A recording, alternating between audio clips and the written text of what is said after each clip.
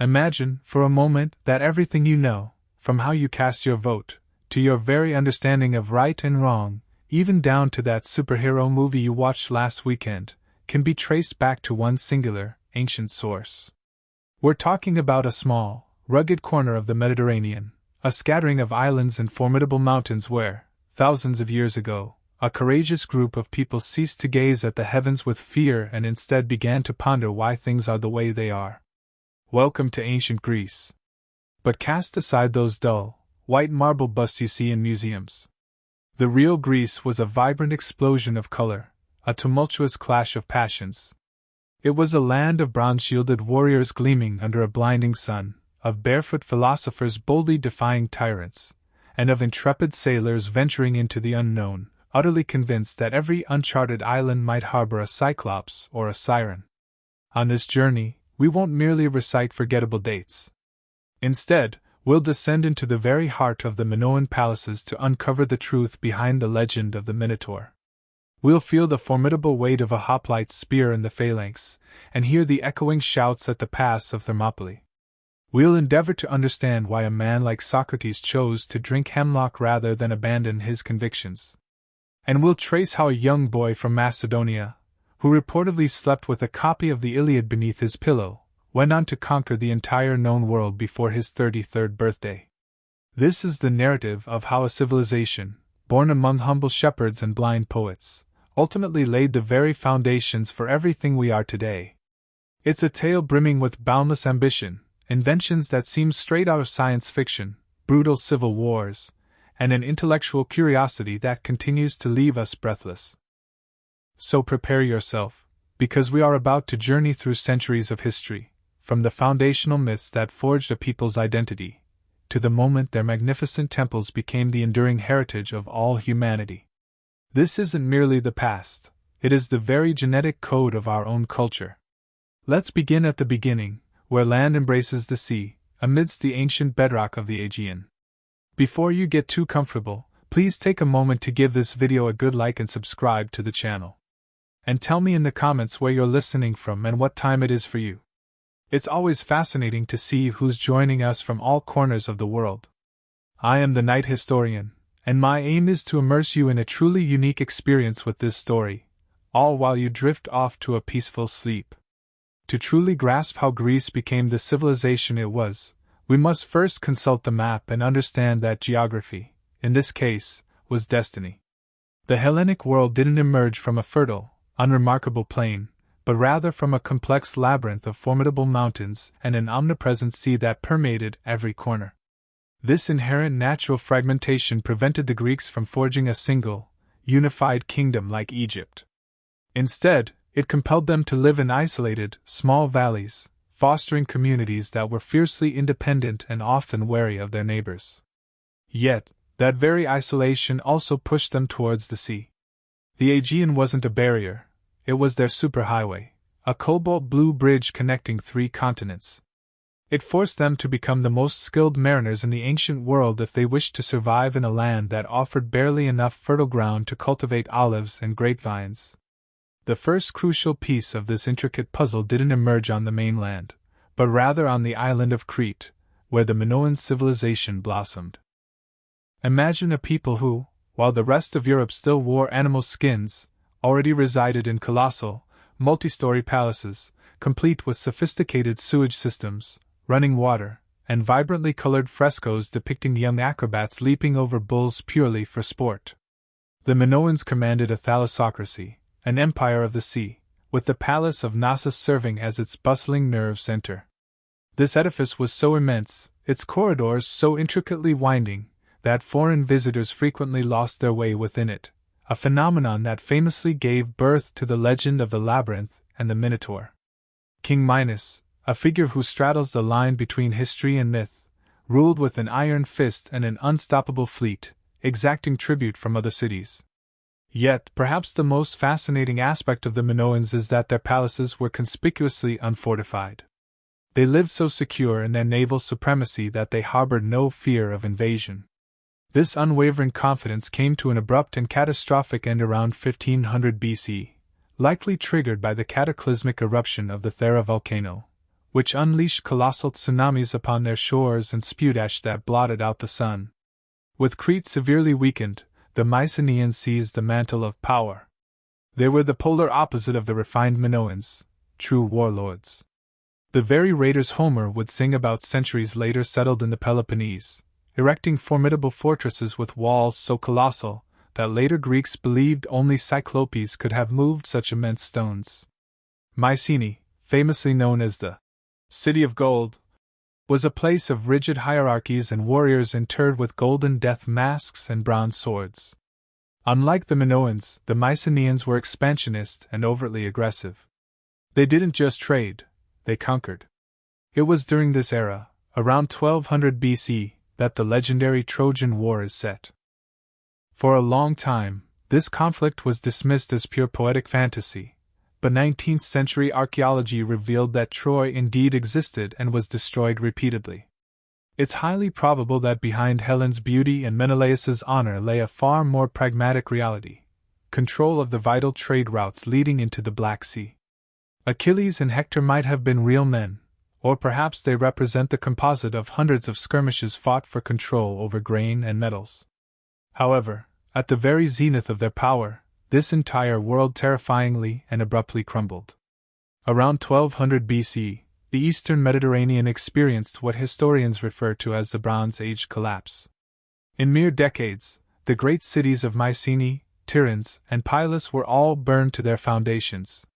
It wasn't just one factor, but rather a perfect storm of disasters: prolonged droughts, widespread famines, devastating earthquakes, and finally, the arrival of the mysterious Sea Peoples.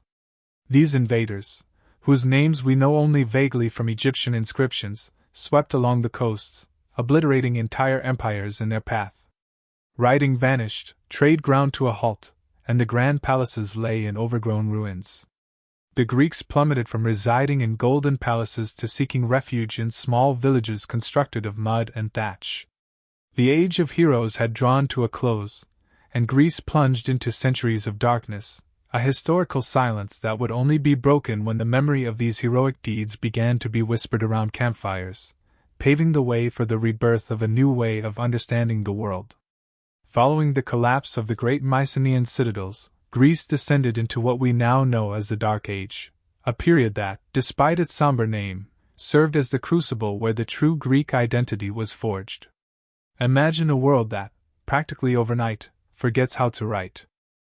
Linear B, that complex system of clay tablets used by scribes to meticulously manage palace accounts, simply evaporated along with the power structures that supported it. For nearly 400 years, Greece existed in a state of collective amnesia, devoid of records, written laws, or grand kings. Power fragmented to its most fundamental level: small, isolated villages governed by local leaders called basileus, who were often little more than glorified chieftains possessing a few more cattle than their neighbors. Life became exceedingly localized, austere, and perilous. Yet, it was within this very silence that memory became sacred. The tales of ancient heroes began to travel by word of mouth, transforming into foundational myths, as people struggled to comprehend how their ancestors had managed to construct colossal walls that they themselves no longer knew how to even repair. But humanity possesses a curious resilience to chaos, and around 800 BC, something began to shift across the Greek landscape. Small villages started to coalesce, not by the decree of some distant emperor, but out of a fundamental need for defense and community. Thus was born the polis, the city-state. This wasn't merely a change in architecture, it was a profound mutation in the political DNA of humanity. The polis wasn't just a physical place with a marketplace and a temple. It was a community of citizens who, for the first time, began to feel that the affairs of the city belonged to them, not to a living god or an absolute despot. At the heart of this new model emerged the agora, a public square that served as the pulsating heart of social life. There, olives and fish were exchanged, yes, but so too were ideas, insults, and ambitious projects. The mountainous geography we discussed earlier ensured that each polis became an independent experiment. Athens, Sparta, Corinth, or Thebes all grew as distinct social laboratories, separated by mountain ranges but unified by a common language and an unwavering desire not to be dictated to by any outside power. This fragmentation of power was precisely what allowed the concept of citizenship to emerge. While in the East, men were mere subjects who knelt before the Sun King, in Greece, humanity began to evolve into a political animal. If you lived in a polis, you held both the right and the obligation to defend it, and that, in turn, granted you a voice. Of course, it was far from a perfect democracy. Women, foreigners, and slaves were excluded from the game. Nevertheless, the vital seed of participation had been firmly planted. The rise of the polis also brought with it the return of writing, but in a truly revolutionary form. The Greeks adopted the Phoenician alphabet, and crucially, added something that changed everything: vowels. By making writing vastly easier to learn and use, literacy ceased to be a palace secret and transformed into a community tool. Laws began to be carved into stone in the city center for all to see. No longer were you dependent on the whims of a capricious chieftain. Now there was a written rule that, at least in theory, stood above all men. This was the true Renaissance, the moment Greece awoke from its long slumber and decided that the world's order should stem not from fear, but from the organization among equals. While the city-states began to take physical form, two monumental figures, closer to legend than mere biography, undertook the task of constructing Greece's spiritual edifice: Homer and Hesiod. And if the polis was the body of civilization, they were its very soul. Homer, whom tradition portrays as a blind bard wandering the roads, composed the Iliad and the Odyssey, two works that were not merely entertaining tales, but rather instruction manuals on what it meant to be Greek. Through Achilles' wrath or Odysseus' cunning, Greeks absorbed the concept of arete, heroic excellence achieved through courage in combat and eloquence in speech. It mattered little if you hailed from Athens or Sparta. If you spoke Greek, your moral compass was set by these heroes who preferred a short life brimming with glory over a long old age spent in anonymity.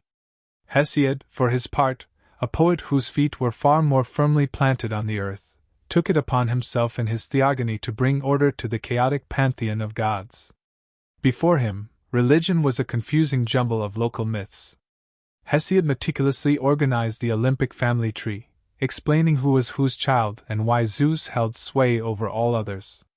Together, they established a religion devoid of dogmas or sacred texts imposed by a priestly caste.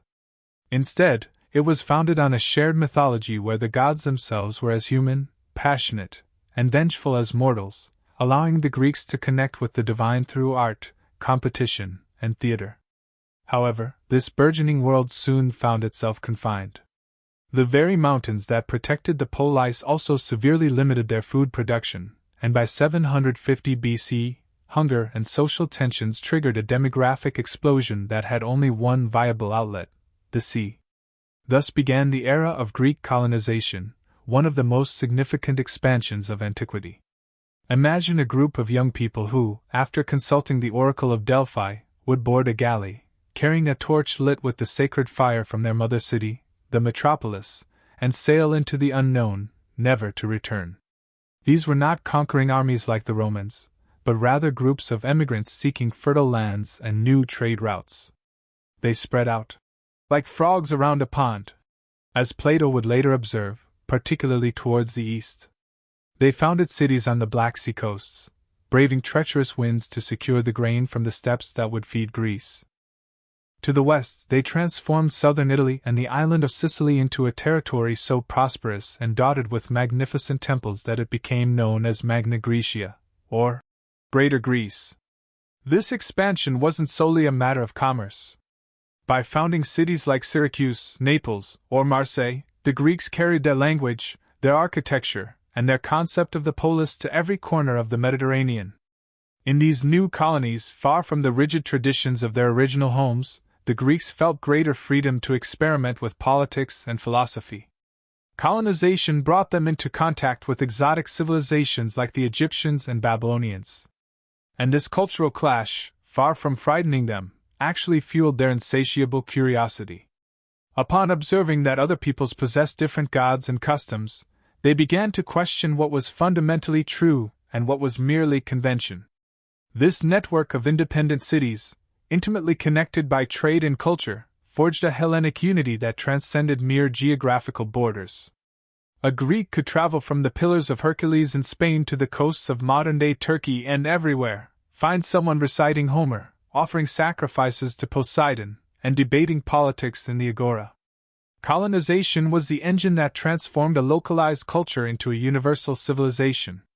While the colonies flourished, a silent yet profound transformation was occurring at the heart of the polis, one that would forever alter the balance of power, the Hoplite Revolution. Up until that point, warfare had largely been an affair for aristocrats, for Homeric-style heroes who engaged in individual duels, while the common masses watched from a distance. But by the 7th century BC, bronze became more accessible, and the aspes emerged, a heavy, large circular shield that protected not only its bearer but also the left side of his comrade. Thus, the phalanx was born. Imagine a human wall, a compact mass of men standing shoulder to shoulder, where individuality dissolved in favor of the collective. If your neighbor faltered, you died. If you held the line, the city survived. This new method of fighting shattered the old heroic ethic. It no longer mattered who was the most noble or the strongest, but rather who was the most disciplined. And here's where the political pivot occurred.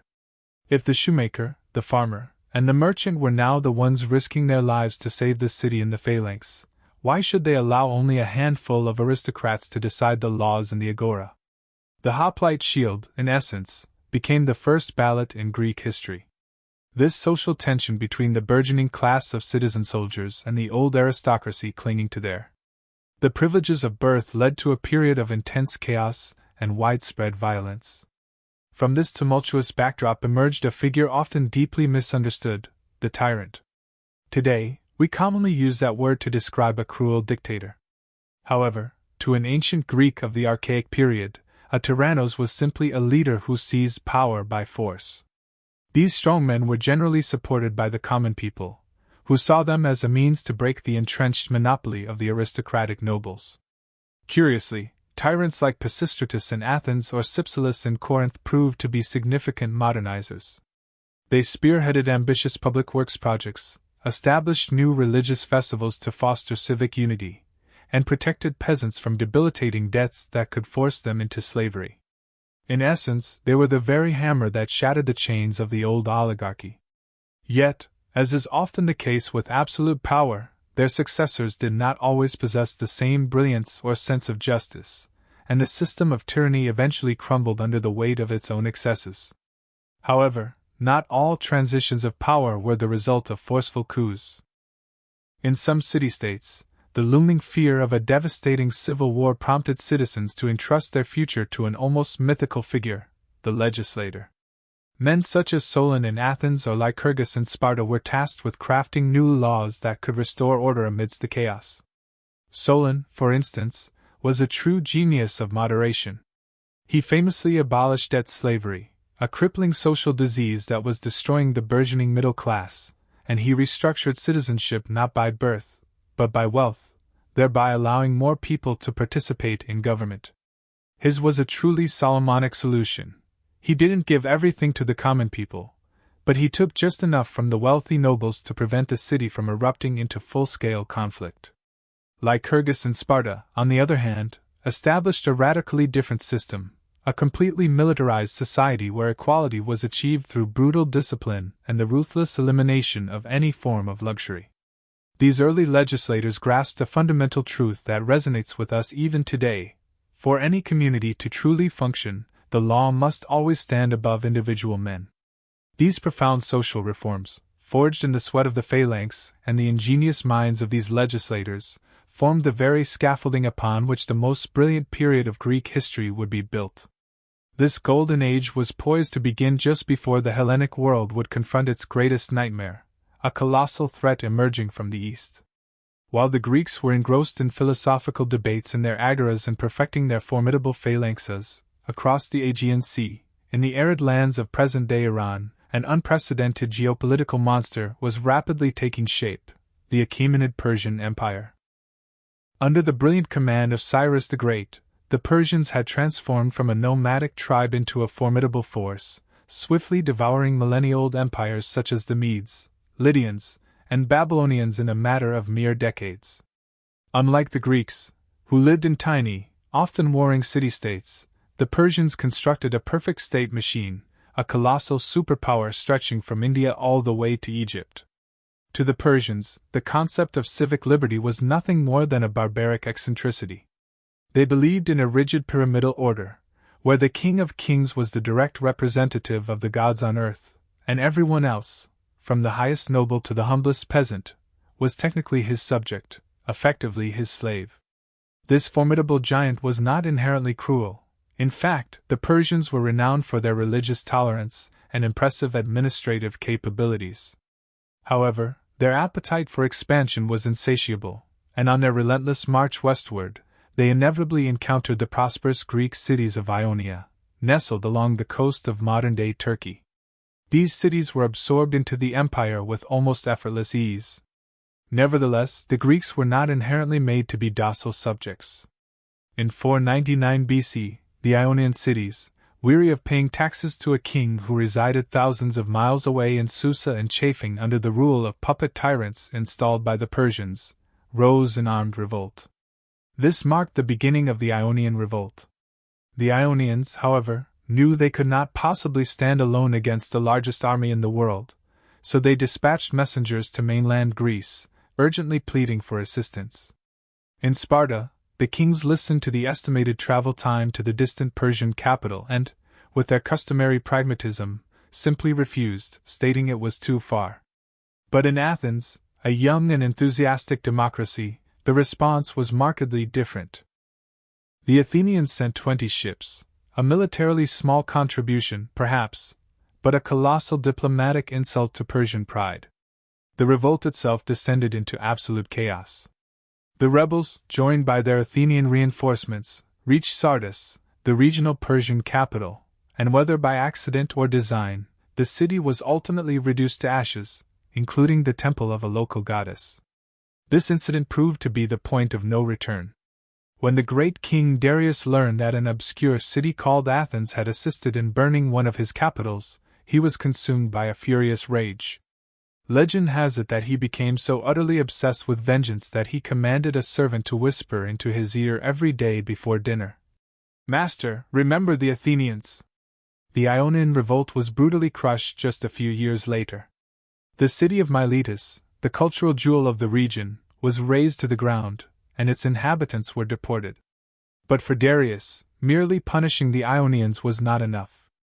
The burning of Sardis had provided him with the perfect excuse to do precisely what any expansionist empire desires: to cross the sea and annex that troublesome peninsula, filled with its noisy, disorganized people who dared to defy his imperial authority. The board was now set, and the pieces began to move towards a small coastal plain known as Marathon. In 490 BC, Darius's burning desire for vengeance took the form of an immense fleet that sailed across the Aegean Sea with a clear objective: to erase Athens from the map. The Persians disembarked on the plain of Marathon, a location strategically chosen because it allowed for the deployment of their fearsome cavalry.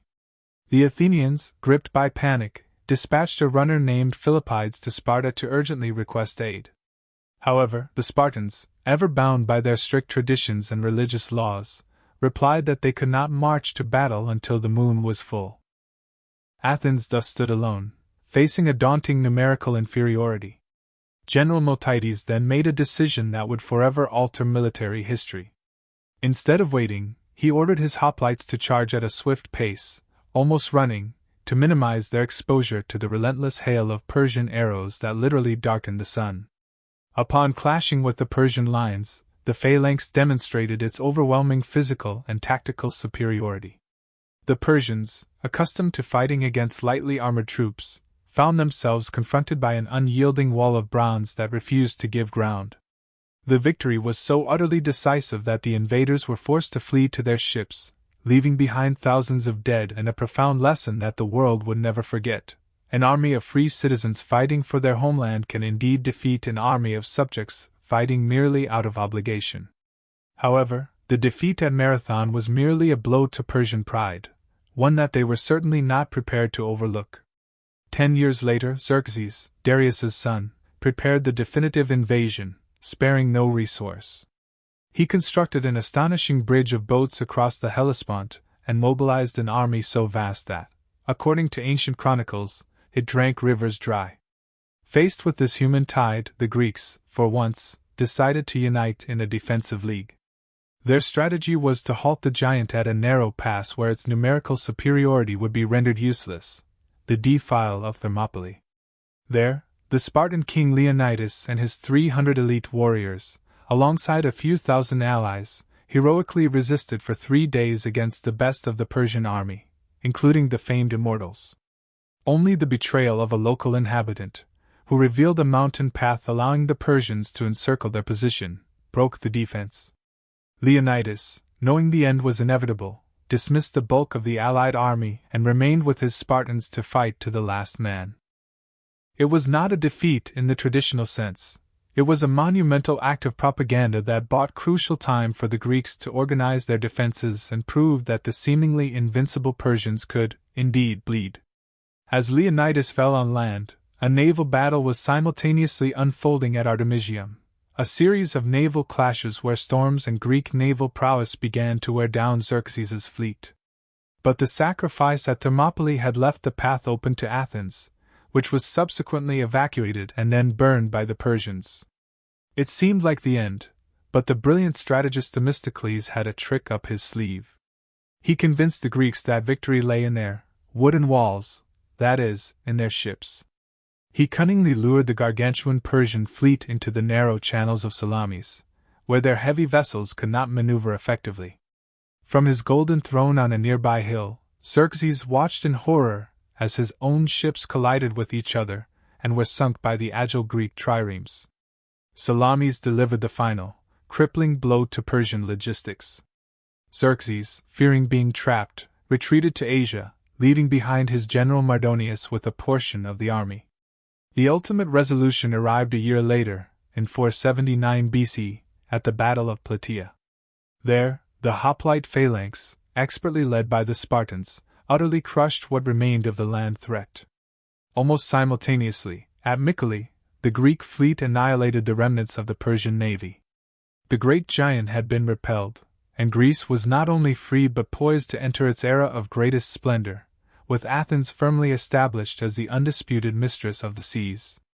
The Hellenic world had survived its trial by fire, and the outcome of this monumental conflict would mark the beginning of a cultural hegemony that continues to influence us profoundly even today. Following the dramatic Persian retreat, the Greek world was plunged into a strange euphoria, a potent mix of profound relief and burgeoning ambition. Sparta, ever faithful to its austere and distrustful nature, chose to withdraw to its garrisons in the Peloponnese. But Athens, having seen its temples burn and its fleet emerge triumphant, was certainly not content to revert to being a mere second-rate city-state. In 478 BC, the Delian League was founded. In theory, it was a defensive alliance of Greek city-states, designed to keep the Persians at bay and liberate the islands that still suffered under their yoke. The League's treasury was kept on the sacred island of Delos, from which it took its name. However, what began as a mutual aid society soon transformed into an empire ruled by Athens's velvet glove. Allied cities were presented with two choices: either send ships and men to the common fleet or, more conveniently, pay a tribute in money. Athens, with overflowing political cunning, actively encouraged everyone to choose the monetary payment. With these funds, the Athenians constructed the most powerful fleet the world had ever seen, effectively transforming their former allies into subjects who paid for a protection from which they could no longer escape. Any city that attempted to leave the League was punished with ruthless military harshness, and the treasury itself was eventually moved from tiny Delos directly to the Acropolis in Athens, serving to finance not only ongoing wars but also the city's burgeoning luxury and beauty. In this context of newfound wealth and absolute power, the figure of Pericles emerged, the man who would lend his name to an entire era. Pericles was neither a king nor a tyrant, but a brilliant strategist who swayed the assembly with an eloquence his enemies likened to the thunder of Zeus. Under his leadership, Athenian democracy reached its most radical and pure form. Pericles introduced a truly revolutionary reform: payment for participation in public life. Before this, only the wealthy could afford the time away from work to debate laws or judge legal cases. But Pericles decreed that the state should pay a salary to citizens for attending the ecclesia, the assembly, or for serving as jurors. This groundbreaking change ensured that the shoemaker, the sailor from Piraeus harbor, and the farmer held the same political weight as the most ancient aristocrat. Most public offices, with the exception of military positions, were chosen by lot, based on the belief that any citizen was capable of governing. Power resided on the Nix, a natural hillside amphitheater where thousands of men voted by a show of hands on matters of war, peace, or the construction of a new temple. This radical democracy was both vibrant and chaotic in equal measure. To prevent any one individual from accumulating excessive power, the institution of ostracism existed. Once a year, citizens could write the name of the politician they considered most dangerous to the people's liberty on a piece of pottery called an ostraca. The individual who received the most votes was then exiled for 10 years. It was a system of fascinating civil cruelty, where both excellence and envy walked hand in hand. However, this internal freedom was, paradoxically, financed by external oppression. The very same citizen who proudly voted in the assembly for the rights of man was also the one who voted to dispatch ships to massacre a rebellious island that refused to pay its tribute. Athens became a living paradox, the freest place in the world for its own citizens, yet the most feared tyrant to its neighbors. This dynamic equilibrium of power, culture, and unbridled ambition transformed the city into an irresistible magnet for the era's finest artists, thinkers, and scientists, laying the fundamental groundwork for what we now recognize as Western civilization. While on the horizon, the ominous clouds of a civil war with Sparta began to darken Pericles' brilliant sun, Athens, overflowing with gold thanks to the tributes from the Delian League, decided the world needed to witness its glory etched in stone.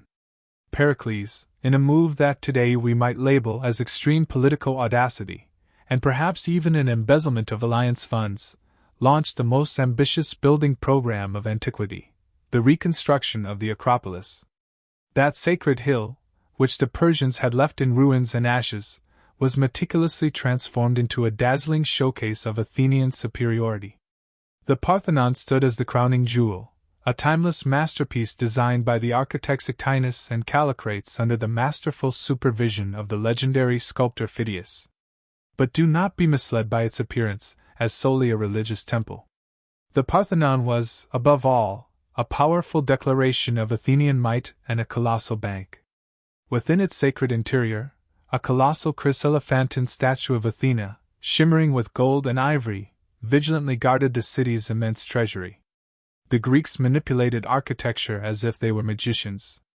They subtly curved the lines of the temple so that, to the human eye, they would appear perfectly straight from a distance, achieving a visual harmony that seems to vibrate under the bright sun.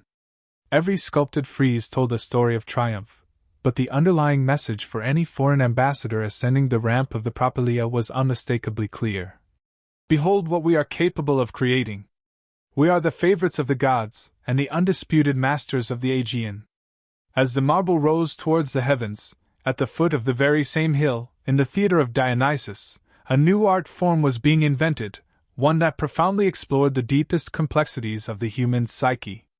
Theater was not merely entertainment, it was a civic duty, a profound ritual where the city held a mirror up to itself. Great dramatists such as Aeschylus, who fought at Marathon and brought the majestic grandeur of the gods to the stage, Sophocles, who, with his Oedipus Rex, explored the inherent fragility of fate and the blinding nature of power, and Euripides, the daring rebel who began to question the old. These ancient traditions, giving voice to women and the oppressed, transformed profound human anguish into enduring, eternal poetry. Yet their world wasn't solely defined by lamentation and tragic destiny. Aristophanes, the comedic genius, masterfully brought politicians and philosophers down from their lofty pedestals, using the most biting and often crude humor. No one was safe from his satirical barbs, not even the esteemed Pericles, nor the venerable Socrates, nor the generals thirsty for conquest.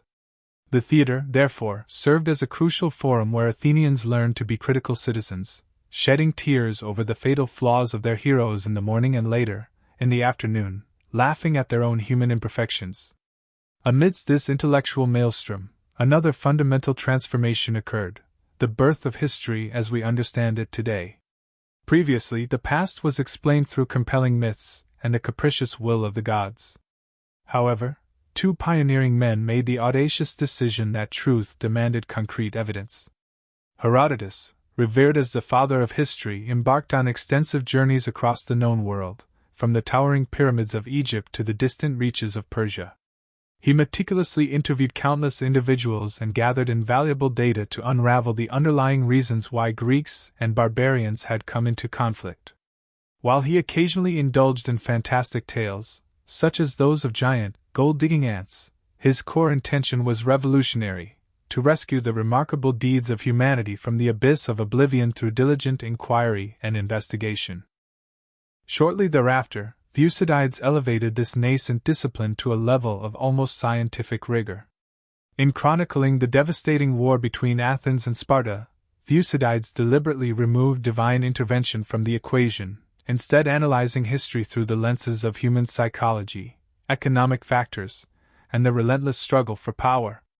His incisive analysis of how fear and ambition can inexorably drag nations towards disaster remains so remarkably precise that it is still studied in military and political science academies to this very day. This golden age bequeathed to us not merely architectural marvels, but also the intellectual tools for humanity to begin understanding its own intricate past and its deepest passions.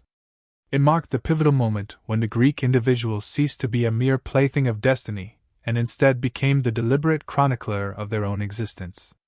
To truly comprehend the ancient Greek mindset, one must dislodge the modern notion that religion was an activity confined solely to Sundays or specific edifices.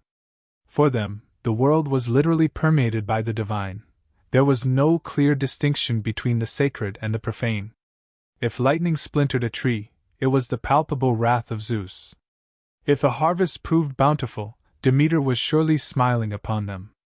And if you found yourself hopelessly, dangerously in love with the wrong person, it was Aphrodite who had undoubtedly pierced you with her arrow. The Olympian gods were far from models of moral perfection. Indeed, they were often quite troublesome, adulterous, envious, and vengeful. Yet, they powerfully embodied the raw forces of nature and human passions taken to their absolute extremes. This relationship with the divine was, in essence, purely contractual. I offer you the smoke of this sacrifice, a Greek might bargain, and in return you ensure my ship does not sink. However, when a Greek sought a clear answer about their future, they didn't merely pray in silent contemplation. They embarked on a journey to Delphi. The oracle of Delphi was considered the true center of the world, the omphalos or navel of the earth. There, a woman known as the Pythia, seated above a fissure from which volcanic gases emanated, would enter a trance and utter incomprehensible words. These were then translated by priests into enigmatic, often ambiguous verses.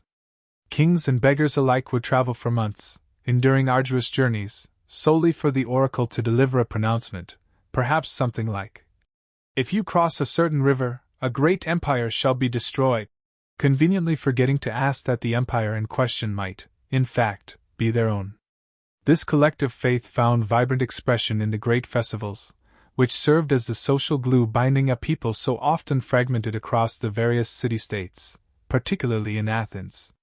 The Great Panathenea, for instance, was an explosion of civic pride, featuring kilometer-long processions dedicated to presenting a new sacred peplos, or robe, to the statue of Athena.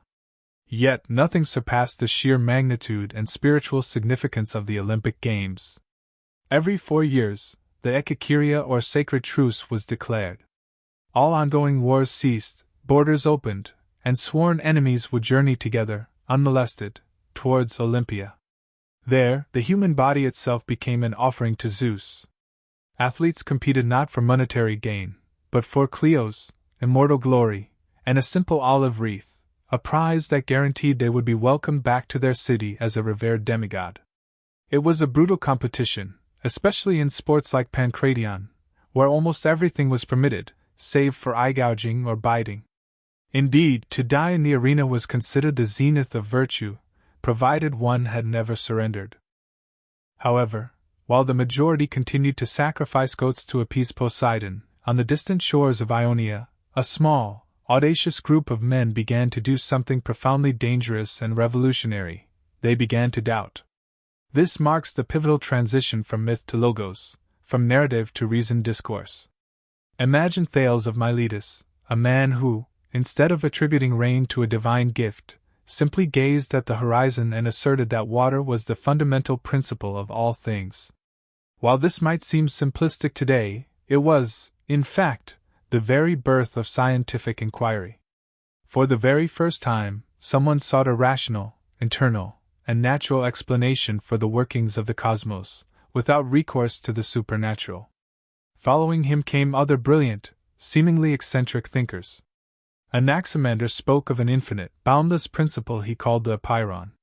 Heraclitus grasped that the universe is in a state of constant flux, famously declaring that no man ever steps in the same river twice. And then there was Parmenides, who posited the exact opposite, that being is immutable and unchanging. These presocratic philosophers were not concerned with the salvation of the soul.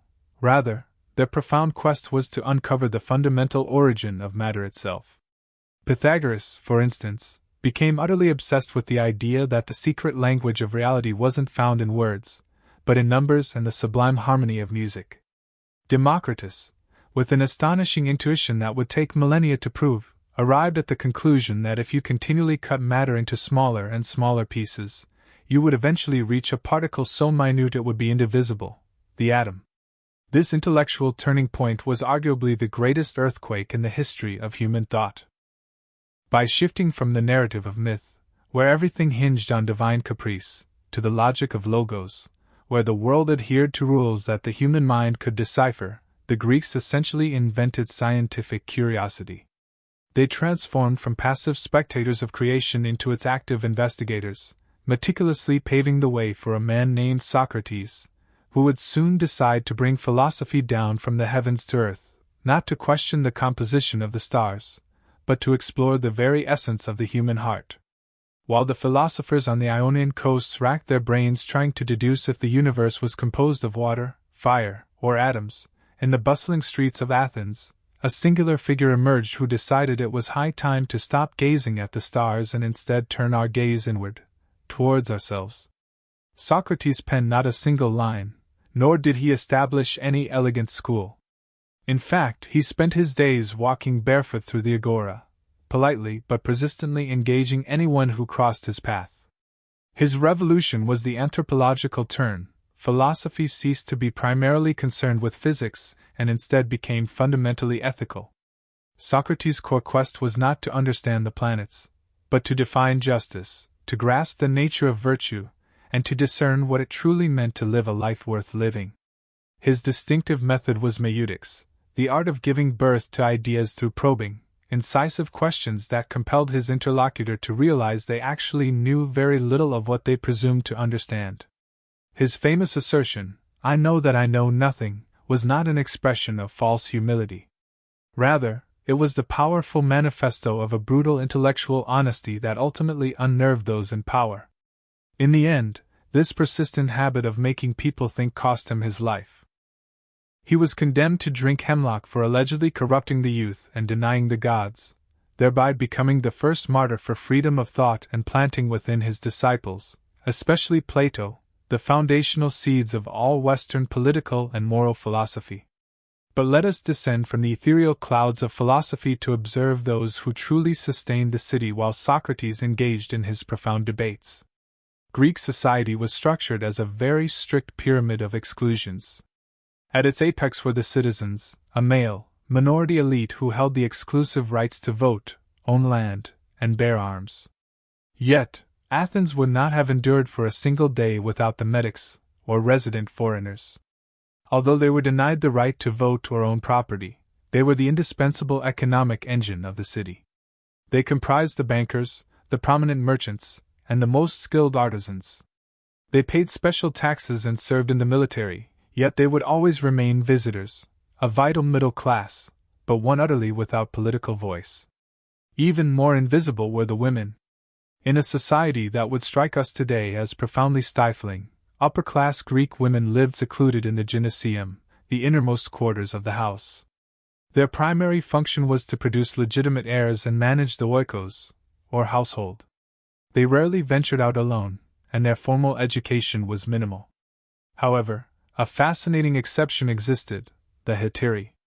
These foreign and cultured women were the only ones permitted to participate in banquets, engage in philosophical discussions with men, and wield genuine political influence through their high-ranking lovers, such as the renowned Aspasia of Miletus, Pericles' brilliant companion.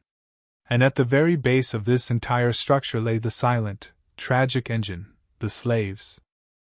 Greece was fundamentally a slave-owning society, encompassing everyone from those toiling in atrocious conditions in the silver mines of Laurion to the educated pedagogues teaching mathematics to the children of citizens.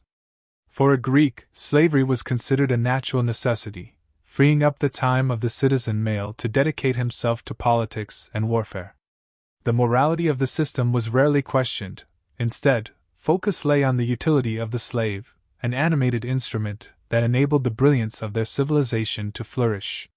This entire societal structure was underpinned by an economy that was beginning to truly discover the transformative power of money. While agriculture remained the moral and economic bedrock, indeed, owning a farm with olive trees and vineyards was the only source of true prestige, Greece became the Mediterranean's first great market economy. The widespread use of coinage, epitomized by the famous Athenian silver owl, revolutionized exchange. No longer did one need to haul sacks of grain to purchase olive oil. Money enabled trade to become truly international. Ports like Piraeus became teeming human anthills where papyrus from Egypt, spices from the East, timber from Thrace, and slaves from the Black Sea were constantly unloaded.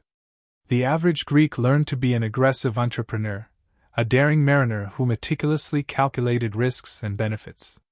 This extensive commercial network didn't just move goods. It also disseminated the alphabet, art, and profound Greek ideas across all the coastal regions. It was this economic prosperity that funded the magnificent Parthenon and the formidable warships, but it was also this very wealth that fueled the envy and mounting tensions that would soon drive the city-states into a devastating civil war that would consume everything. All the glory of Pericles' golden age carried an invisible expiration date, marked by a pervasive tension that could be felt in every corner of Hellas. As Thucydides so astutely analyzed, the true cause of the conflict was not a mere diplomatic insult or a minor border dispute, but something far more primal and intractable: the unchecked, excessive growth of Athenian power and the profound fear this instilled in Sparta. The Greek world had become fundamentally bipolar. On one side, Athens led a naval, democratic, commercial, and expansive power. On the other, Sparta spearheaded the Peloponnesian League, representing a land-based, conservative, aristocratic power characterized by an almost stagnant stability. It was a stark clash between the dynamism of the sea and the deeply rooted traditions of the land. Athens treated its allies more like subjects, aggressively extending its grasp over the vital trade routes that sustained the Peloponnesian cities. For the Spartans, whose entire society was meticulously designed for warfare but who rarely wished to venture beyond their own borders for fear of a Hellenic revolt, the situation became utterly unbearable. The delicate balance of power had shattered, and in 431 BC, diplomacy was utterly exhausted, and the spears began to gleam ominously. The initial stage of this unfolding disaster is known as the Archidamian War, or the 10 Years' War. The strategies employed by both sides amounted to a frustrating game of stalemate. The Spartans, superior on land, would invade Attica each summer, systematically burning the wheat fields and olive groves, hoping to draw the Athenians out into open battle where they could be massacred by their formidable phalanx. Pericles, however, had a different plan: the strategy of the long walls. He ordered the entire rural population to take refuge within the formidable walls of Athens, which famously connected the city to its vital port at Piraeus. As the Spartans ravaged their farms, the Athenians watched from behind their defenses, confident that their powerful fleet could effortlessly bring in food from Egypt or the Black Sea. Athens effectively transformed into a land-bound island. It was a brilliant plan, at least on paper, but it tragically overlooked a biological factor that no one had anticipated. In the second year of the war, with the city packed to unbearable levels, thousands sleeping in improvised shelters, and the oppressive summer heat pressing down, a devastating plague entered through the bustling port of Piraeus. We don't know the exact nature of the disease. Speculation points to typhus, smallpox, or an aggressive form of measles, but its effects were nothing short of apocalyptic. Thucydides, who contracted the illness and miraculously survived, vividly describes scenes of pure horror. People, burning with fever, desperately threw themselves into water wells seeking relief. Corpses piled up in the temples, and public morale utterly collapsed. The plague spared no one, making no distinction between rich and poor. And in 429 BC, it claimed the life of Pericles himself. Without his steady, moderate leadership, Athens was left rudderless. Athens fell into the hands of demagogues who appealed to the baser passions of the populace. The war dragged on erratically for years, marked by Athenian naval incursions along the Peloponnesian coast and brutal sieges, such as that of Plataea. Finally, both sides, utterly exhausted and with their economies bleeding profusely, signed the Peace of Nicias. However, this was no true peace, but merely a brief respite in a conflict that had already irrevocably altered the character of the Greeks, rendering them more cynical, more cruel, and far more desperate. The Peace of Nicias proved to be nothing more than a fleeting mirage, a brief intermission in a tragedy that was still far from its conclusion. In Athens, the power vacuum left by Pericles was swiftly filled by Alcibiades, a figure seemingly plucked from an adventure novel, young, brilliant, obscenely wealthy, and utterly devoid of any moral compass. It was he who persuaded the Athenians to embark on a strategic folly, the Sicilian expedition. The audacious plan was to conquer Syracuse, the island's wealthiest city, thereby cutting off vital supplies to Sparta and seizing the resources necessary to decisively win the war in a single, audacious stroke. In 415 BC, Athens dispatched the most imposing fleet that had ever traversed the Mediterranean. It was a breathtaking display of Athenian might and arrogance that left allies and enemies alike utterly speechless. But everything began to go wrong from the very outset. Alcibiades himself was recalled to Athens to face trial for a religious scandal, and instead of returning, he brazenly defected to Sparta, revealing all of Athens' strategic plans to his former enemies. The generals left in charge in Sicily, led by an ailing and indecisive Nicias, committed blunder after blunder. What was intended as a lightning conquest devolved into a suffocating siege that ultimately culminated in total disaster. In the quarries of Syracuse, thousands of Athenian soldiers perished from hunger, thirst, and disease. Their magnificent fleet, the very pride of their empire, was either sunk or captured. Athens lost its finest men, and its dominance over the sea was irrevocably shattered. With Athens mortally wounded, the unthinkable occurred. The Persians returned to the geopolitical chessboard. The Achaemenid Empire, which had not forgotten its humiliation decades earlier, shrewdly understood that it no longer needed to invade Greece with armies, but with gold.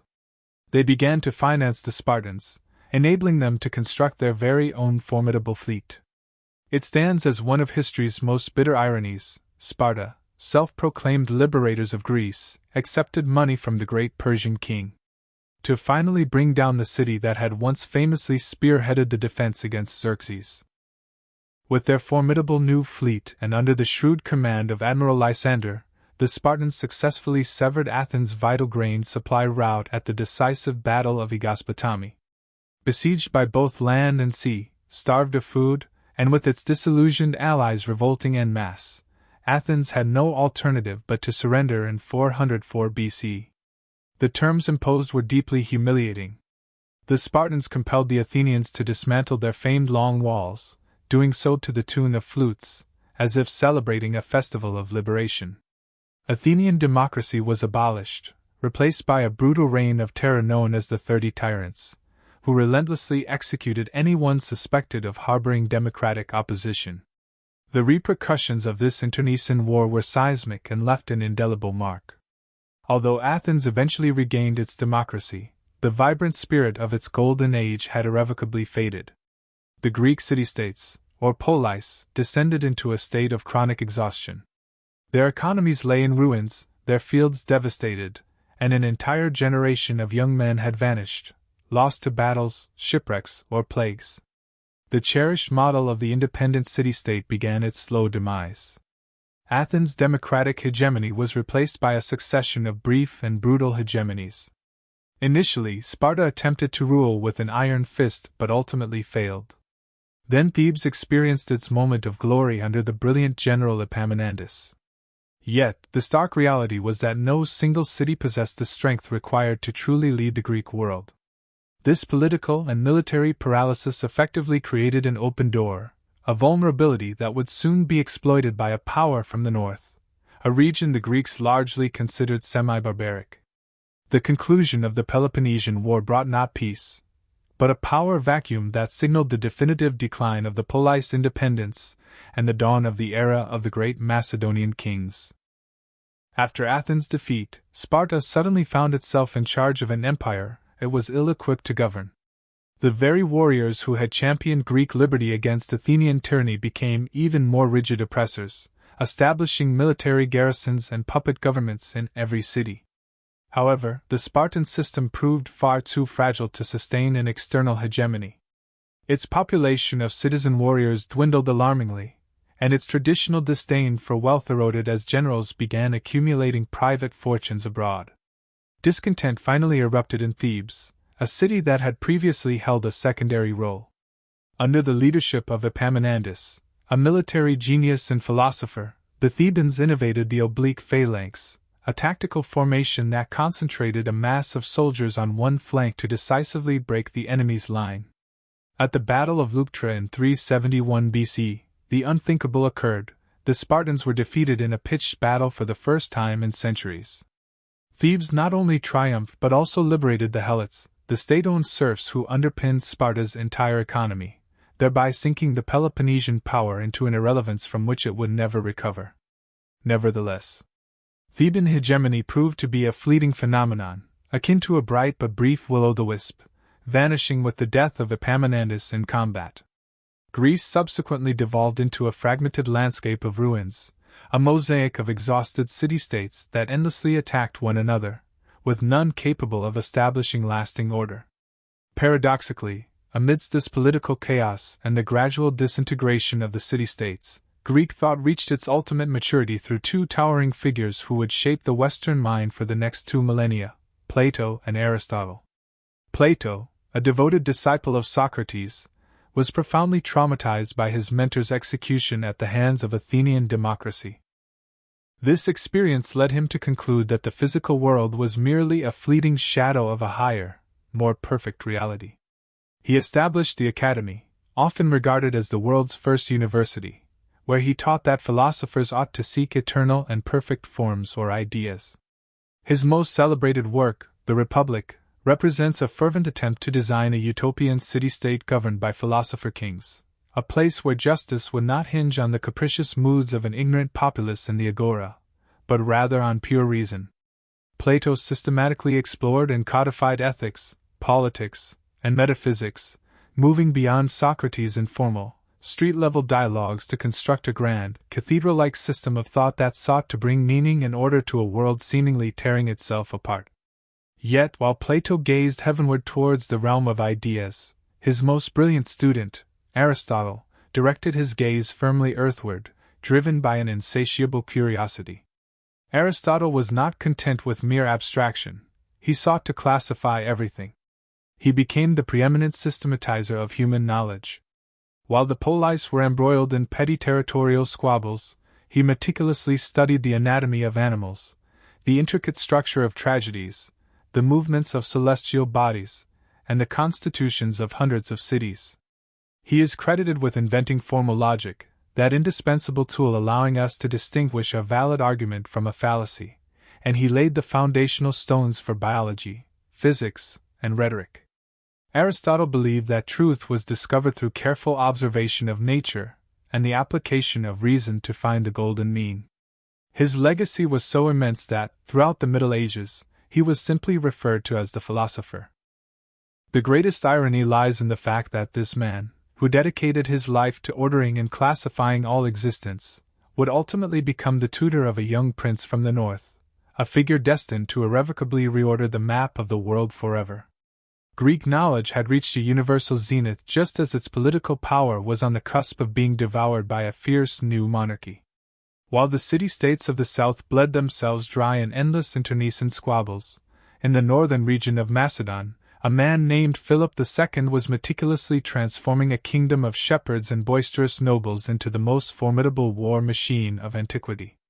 Philip was far from a stereotypical barbarian.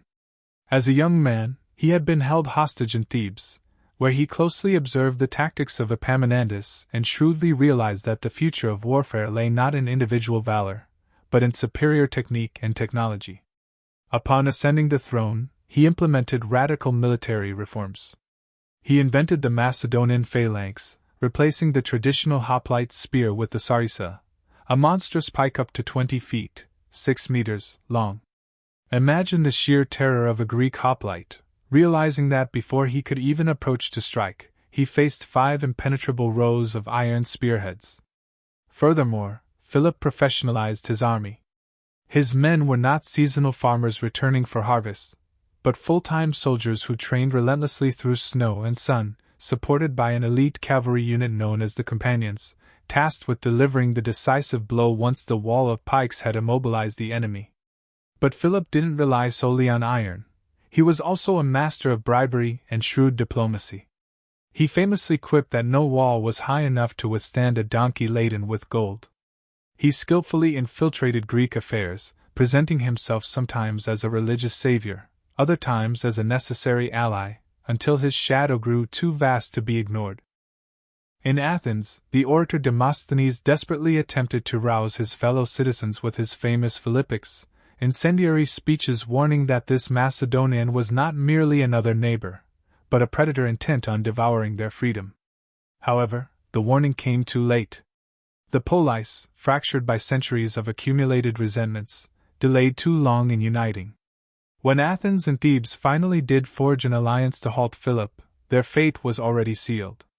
The decisive clash occurred in 338 BC on the plains of Chaeronea. This was the day when the Greece of free cities exhaled its final breath. On the battlefield, the seasoned professionalism of the Macedonian phalanxes decisively overpowered the passionate but less disciplined zeal of the Greek citizens. A chilling detail highlights this: the Sacred Band of Thebes, an elite unit composed of 150 pairs of lovers who swore never to retreat, perished entirely where they stood at Chaeronea.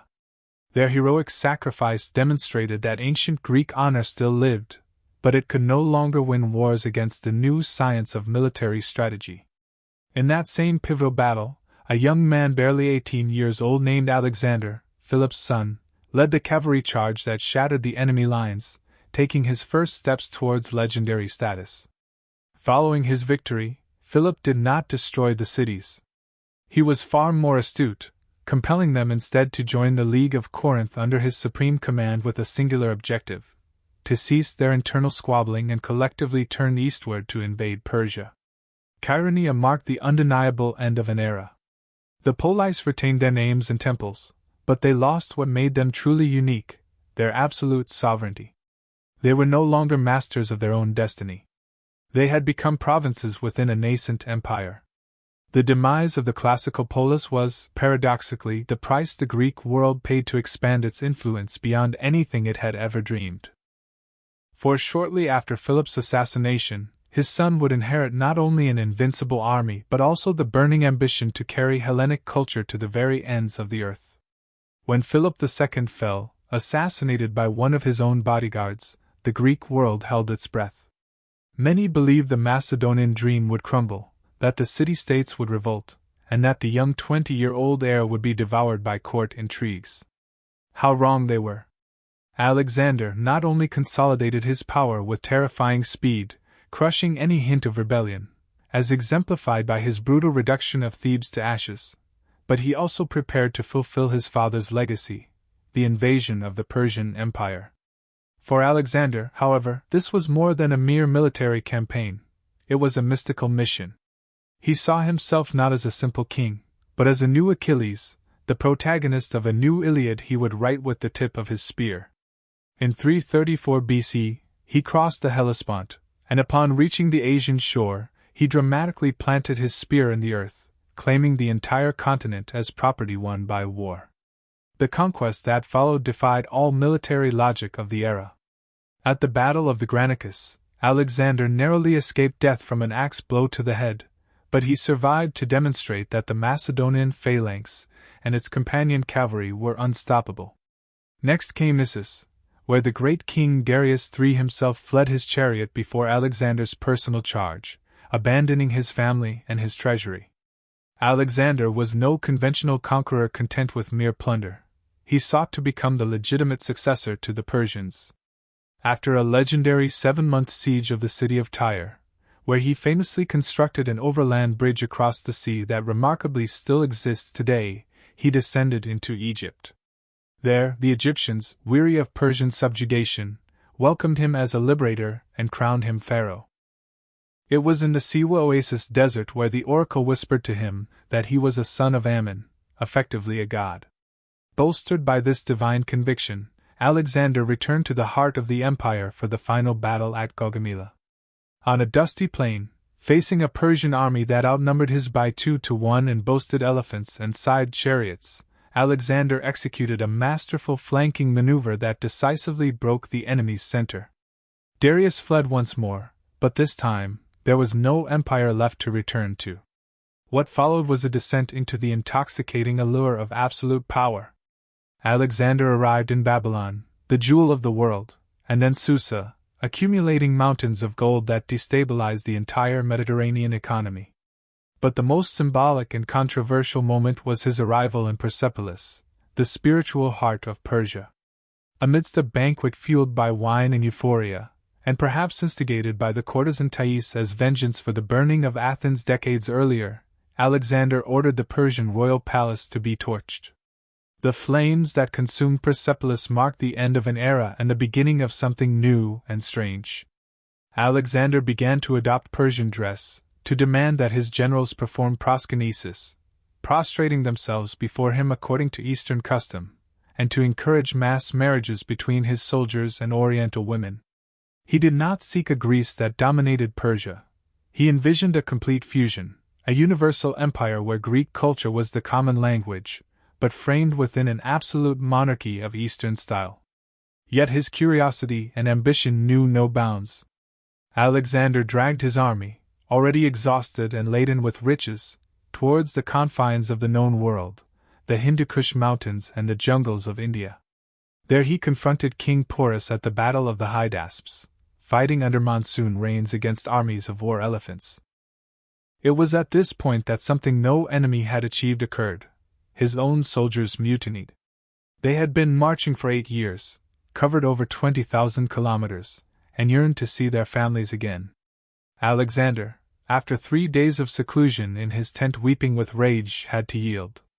The return journey through the Gedrosian desert was a nightmare of hunger and thirst that decimated his troops, but he finally arrived back in Babylon in 323 BCE. There, while planning new invasions towards Arabia and the western Mediterranean, death claimed him at the age of 32, a victim of a sudden fever, exhaustion, or perhaps poison. When his generals, the Diadochi, approached his deathbed and asked to whom he left his empire, Alexander supposedly replied, "To the strongest." These words ignited a slaughter that would last for decades. His generals tore each other apart in a series of brutal civil wars that ultimately fragmented the map into 3 great kingdoms, that of the Ptolemies in Egypt, that of the Seleucids in Asia, and that of the Antigonids in Macedon. Alexander's political unity evaporated, but his cultural legacy, Hellenism, was just beginning. Suddenly, from the banks of the Nile to the steppes of Central Asia, cities sprung up featuring theaters, gymnasiums, and agoras. Greek became the lingua franca of diplomacy and science. It was a world of violent contrasts where the sophistication of philosophy coexisted with the bloodiest palace intrigues. Alexander was dead, but the world he left behind was no longer a collection of isolated city-states. It was an immense global stage where Hellenic culture blended with the millennia-old traditions of the East, forging a hybrid civilization that would serve as the antechamber to the Roman world. With the death of Alexander the Great, the Greek world did not revert to the scale of small city-states, but was transformed into a chessboard of superpowers governed by his former generals.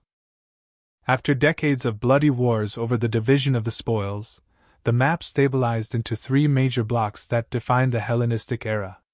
In Egypt, Ptolemy founded a dynasty that would endure for 3 centuries, skillfully presenting himself to the Greeks as a Macedonian king and to the Egyptians as a divine pharaoh, a brilliant political marketing strategy that made the Nile region the wealthiest and most stable.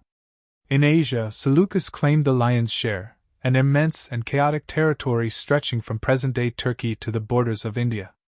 The Seleucids founded hundreds of cities in an effort to Hellenize a continent, but their empire was a constant struggle against fragmentation and local revolts.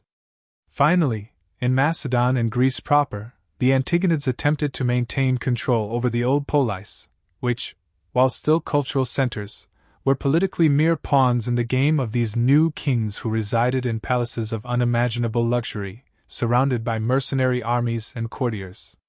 Within this context of colossal monarchies, the city of Alexandria, on the coast of Egypt, emerged as the planet's new intellectual capital, relegating Athens to a glorious museum of the past. The Ptolemies, who understood that knowledge was a form of prestige and power, founded the museum and the Great Library of Alexandria. It was far more than a mere repository of scrolls. It stood as the world's inaugural state-funded research institution. Here, the planet's most brilliant minds received salaries, lodging, and meals, allowing them to dedicate their lives solely to contemplation and experimentation. Within its hallowed halls, Greek science achieved a pinnacle of understanding and innovation that arguably wasn't surpassed until the dawn of the Industrial Revolution itself. Euclid, for instance, penned his Elements, organizing geometry in such a profound way that his textbook remained in use in schools until barely a century ago.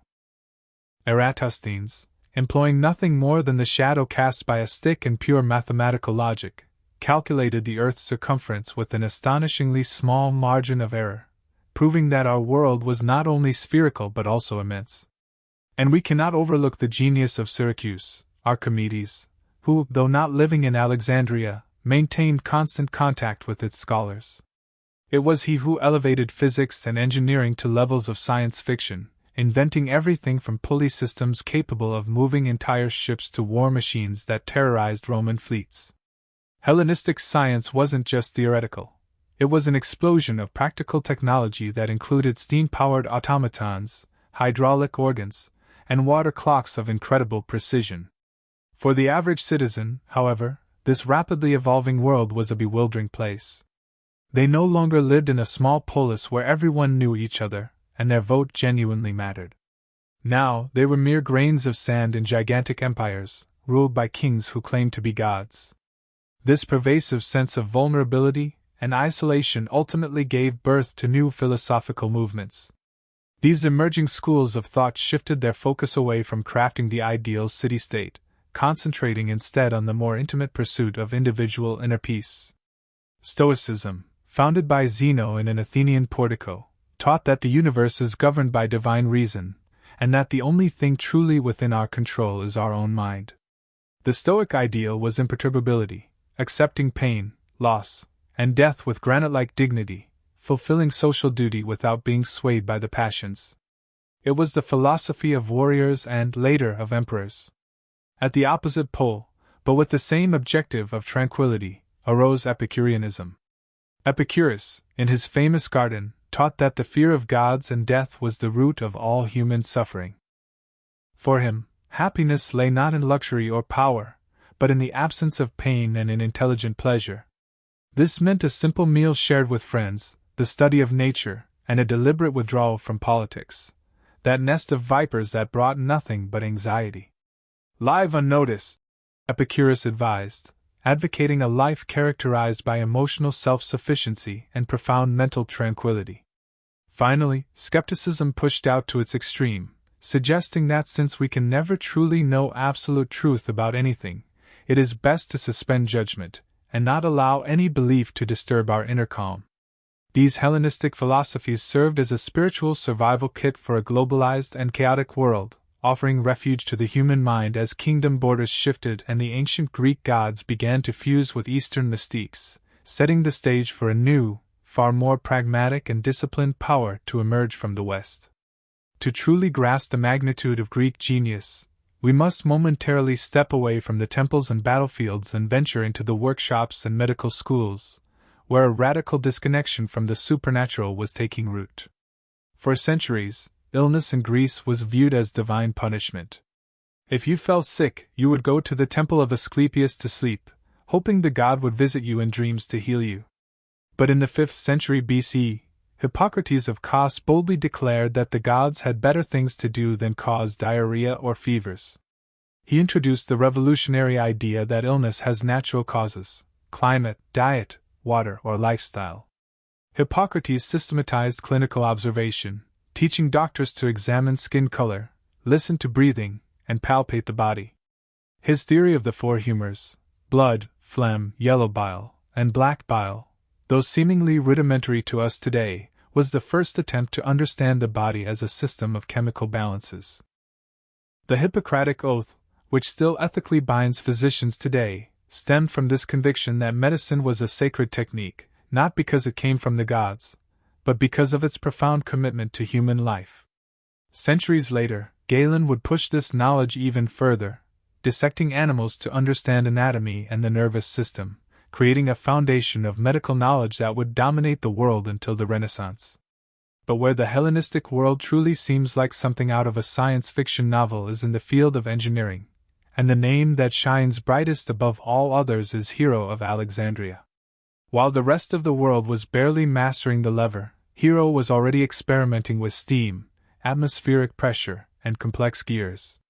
His most famous invention, the allopile, was a metallic sphere that rotated on an axis thanks to the thrust of water vapor. Essentially, Hero invented the first steam engine a full 1,700 years before the Industrial Revolution. Yet, for the Greeks, this wasn't a tool to power factories, but rather a source of wonder and spectacle. Hero designed automatons that still seem impossible to us today, mechanical theaters where figures moved autonomously via a system of ropes and counterweights, temple doors that magically opened when a fire was lit on the altar, thanks to the expansion of hot air, and even the world's first vending machine, which dispensed holy water when a coin was inserted. This advanced engineering was fueled by a deep understanding of pneumatics and hydraulics. Hero penned treatises on how to construct fountains that sang like birds and water clocks of astounding accuracy. But why didn't they apply this ingenuity to transform their economy? The answer is as fascinating as it is bittersweet. In a society underpinned by a vast and readily available slave workforce, there was simply no compelling economic incentive to develop and implement labor-saving machinery on a grand scale. Hero's technology remained largely within the realm of the marvelous, for spectacle in royal courts or as awe-inspiring temple displays. Nevertheless, his legacy demonstrates that the Greek mind had already deciphered the mechanical principles that would ultimately define the modern world. They didn't lack intellectual or technical capacity. They simply had an abundance of human labor. Seeing their designs today is like glimpsing a future that could have been but never materialized, a powerful reminder that the Greeks not only taught us how to think and to vote, but were also on the verge of mechanizing the world with the same elegance with which they carved their statues. If you believe that high technology is solely a 20th century invention, prepare to question everything. In 1900, sponge divers off the island of Antikythera discovered the remains of a Roman shipwreck. Among marble statues and other treasures, a corroded bronze lump, resembling a worthless stone, emerged. Decades of X-rays unveiled the astonishing truth. It was the Antikythera mechanism, the world's first analog computer, crafted around 100 BC. This intricate artifact contained over 30 bronze gears, cut with surgical precision. Its function was to predict solar and lunar eclipses with pinpoint accuracy, chart the positions of the 5 known planets, and even determine the exact date of upcoming Olympic Games.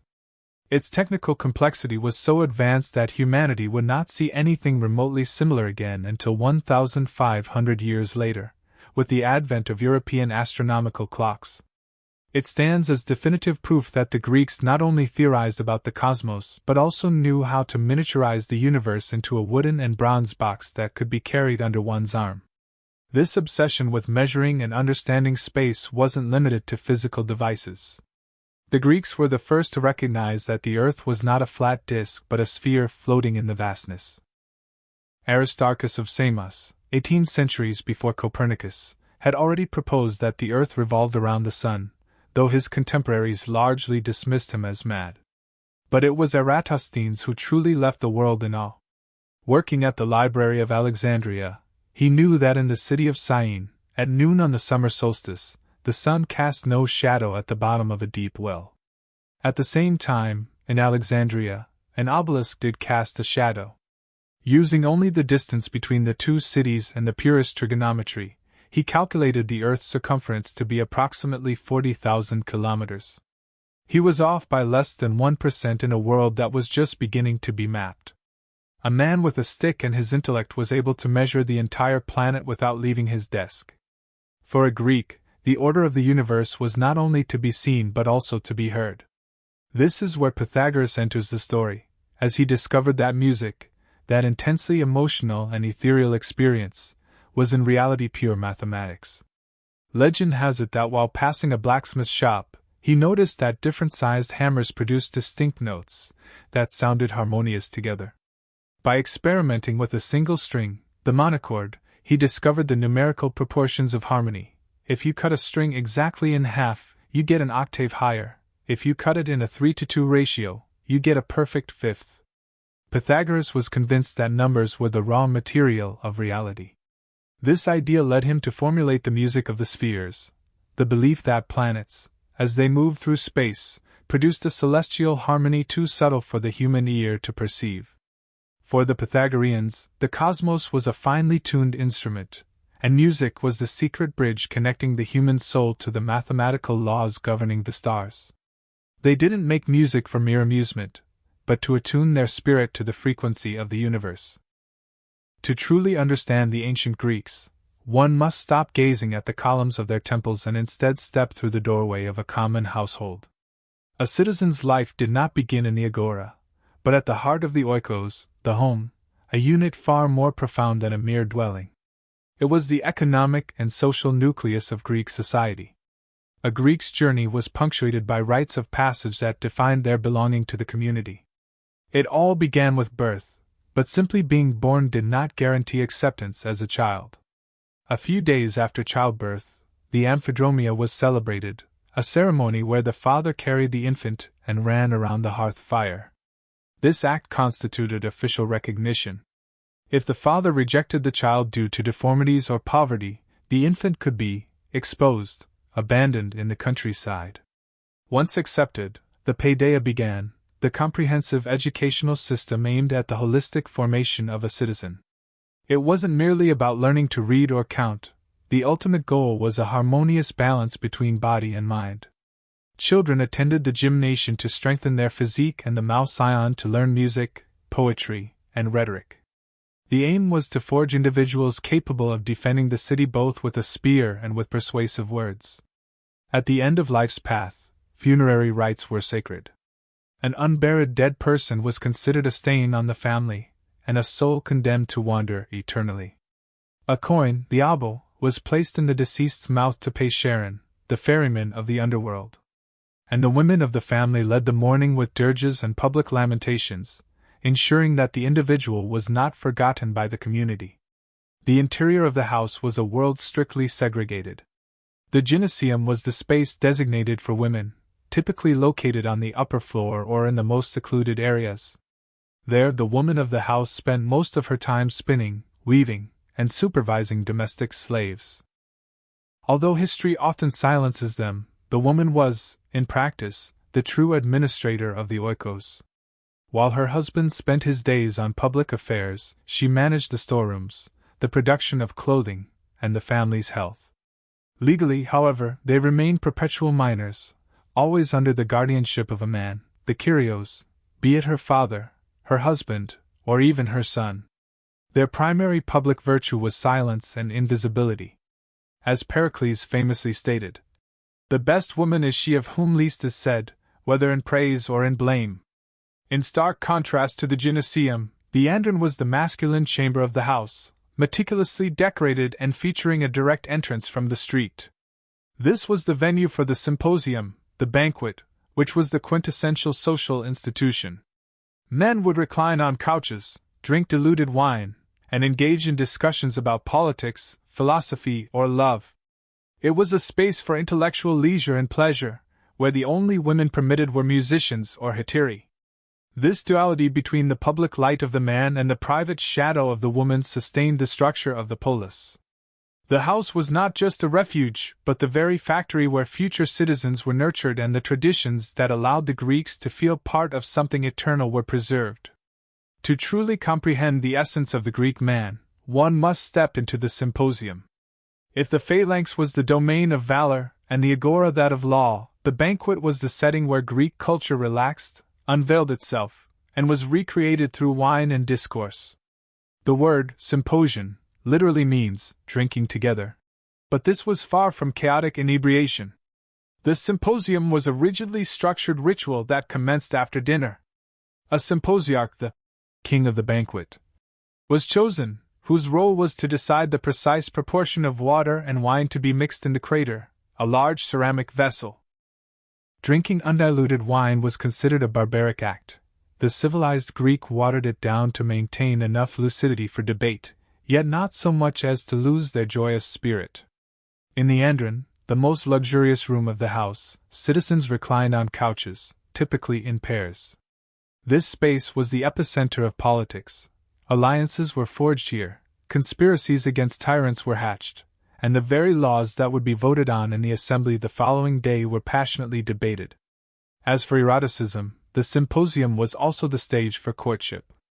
Beauty and desire were celebrated, often accompanied by the presence of hetairæ, cultured women who provided music, dance, and stimulating intellectual conversation, effectively breaking the masculine monotony of the event. Education was also a key component, with many young men attending to listen to their elders, learning the rules of conduct and the values of the elite, while poems by Homer or erotic lyrical verses were recited to the sound of the flute. For the ancient Greek, health was a direct reflection of internal harmony.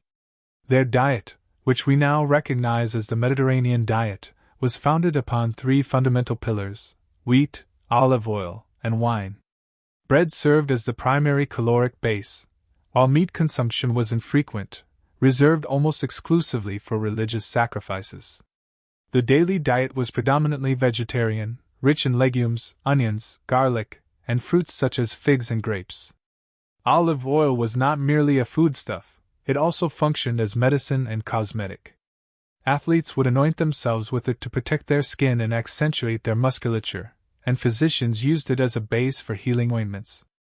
In coastal cities, fish and seafood provided essential protein, while goat cheeses and honey were considered the main gastronomic luxuries. Wine was more than just a beverage, it was a civilizing element. Hippocrates himself prescribed it in precise doses to treat ailments ranging from stomach aches to insomnia. It was believed that wine revealed the truth. In vino veritas, allowing social masks to drop and men to show themselves as they truly were. However, excess was viewed as a lack of arete, or excellence. A man who could not control his drinking was deemed unworthy of governing others, for he was incapable of governing himself. This delicate balance between pleasure and discipline, between feasting and caring for the body, was precisely what allowed the Greeks to live in a state of constant vigilance, prepared for both profound philosophical debate and the rigorous defense of their city. The indelible mark left by the Greek city-states, or polis, is far more than a mere archaeological echo. It is the very framework upon which we have constructed our modern notions of liberty and communal living. The evolution of the concept of citizenship represents one of humanity's most fascinating intellectual journeys. In Periclean Athens, citizenship was a privilege of birthright, an exclusive and fiercely guarded possession held by a select group of men. These men, despite pioneering direct participation in governance, built their leisure time upon the labor of enslaved people and the systematic exclusion of women and foreigners. Yet, within that radical experiment, they sowed a revolutionary idea that would ultimately shatter its own restrictive boundaries: the profound conviction that every individual possesses both the right and the responsibility to challenge authority. As centuries passed, this nascent spark of personal sovereignty began to transform. What was once, in antiquity, an exclusionary form of citizenship, defined by who remained outside the wall, evolved through modern revolutions into a citizenship of inclusion. We have moved from the freedom of the ancients, which centered on active participation in warfare and politics, to the freedom of the moderns, primarily focused on individual rights and protection against the power of the state. Nevertheless, we continually look back to that original agora to remember a timeless lesson: a citizen who remains indifferent to public affairs is not merely a tranquil person, but rather an utterly unproductive member of society. This vital bridge connecting the distant past to our present was not a straight path. Instead, it experienced a monumental moment of rupture and subsequent rediscovery during the Renaissance. After centuries during which Greek knowledge reached Europe in fragmented forms or through indirect Arabic translations, the fall of Constantinople in the 15th century triggered a massive exodus of Byzantine scholars to Italy. They arrived bearing precious original codices of Plato, Aristotle, and the great dramatists. This profound rediscovery was a cultural earthquake that profoundly shook the very foundations of the Middle Ages. Suddenly, European thinkers encountered a rich literature that spoke not only of divine will, but also of the inherent measure and potential of humanity itself. These ancient Greek texts served as a powerful mirror, allowing the Renaissance individual to see themselves anew, with a renewed sense of pride and self-worth. The revival of Aristotelian rhetoric, logic, and ethics not only propelled the advancement of modern science but also deeply nourished humanism, that transformative movement which placed the human being at the very center of the universe. Without this direct engagement with the original language and thought of Greece, the Enlightenment and our contemporary democracies would be quite simply inconceivable, for it was in those rescued parchments that the Western world found the very grammar of its own liberty. Observing our current political landscape, we realize that we continue to grapple with the fundamental questions they first articulated. Every time we discuss social justice, the separation of powers, or the crucial importance of public education for sustaining a political system, we are, in essence, speaking Greek. The profound paradox of their legacy is that even though their institutions eventually faded with the advent of empires, their ideas proved to be far more resilient than the marble of the Parthenon. Greece taught us that politics is not a destiny imposed by the gods or by an absolute monarch, but rather a collective construction, a constant, and at times fervent, dialogue among individuals striving for excellence. The Greek inheritance is, ultimately, the fundamental right to disagreement and the unwavering faith that reason, or logos, is the sole legitimate tool for organizing common life. By studying their history, we are not merely perusing a stranger's photo album, but rather examining the original blueprints of our own collective mental dwelling. This is a construction still very much underway, one that demands from us, just as it did from those ancient citizens, the courage to continue thinking critically for ourselves. The legacy of ancient Greece in shaping our modern societies extends beyond the simple act of casting a vote. It encompasses the very architecture of thought and communication that underpins our institutions. Hellenic law and rhetoric serve as the invisible foundations upon which modern parliamentary systems are built. In the polis, particularly in Athens, law ceased to be a divine decree or the mere whim of a despot, transforming instead into the nomos, a rule thoroughly discussed and consensually agreed upon by the community. This transition was absolutely fundamental. Justice evolved into a matter of arguments and evidence presented before a jury of equals, a concept we now recognize as due process.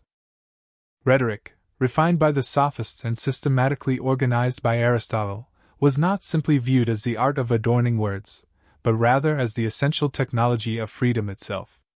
In a contemporary parliamentary system, every debate, every interpellation, and every inauguration speech is a direct echo of the Greek conviction that power must be tamed and channeled by the force of words. The capacity to persuade without resorting to physical force is precisely what distinguishes a democracy from a tyranny. and this invaluable tool was inherited from those ancient citizens who understood that political truth is not something one possesses, but rather something that is actively constructed through dialectical engagement and intellectual clash within the public sphere. Parallel to this legal and discursive order, the Hellenic aesthetic ideal has shaped our perception of beauty and harmony in such a profound way that its influence often remains imperceptible to us. Contemporary architecture, even in its most avant-garde expressions, continues to engage in a dialogue with the principles of proportion and balance that the Greeks meticulously distilled in their temples. The concept of the golden ratio and the pursuit of a symmetry that is not rigid, but organic and inherently pleasing to the human eye, continues to be the enduring standard of excellence in design. Many of the buildings that house our public powers, parliaments, courthouses, and museums, employ the language of neoclassicism not solely for its aesthetic appeal, but also to evoke the timeless values of stability, transparency, and order that Greek architecture so powerfully represented. It is no coincidence that columns, pediments, and the austere elegance of marble are universally associated with institutional solemnity. This is a visual inheritance that subtly communicates to us that what transpires within these buildings aspires to the same perennial quality and dignified balance as the Parthenon itself. In contemporary art and our broader visual culture, the ideal of the human body also remains anchored in the Greek concept of kalokagathia, that profound idea that physical beauty should be a direct reflection of inner virtue. Although today we rightly question traditional beauty standards for their lack of diversity, the underlying obsession with form, perfect anatomy, and the dynamic representation of movement, pioneered by sculptors like Polykleitos or Phidias, continues to form the bedrock of our advertising, cinematic, and sports aesthetics.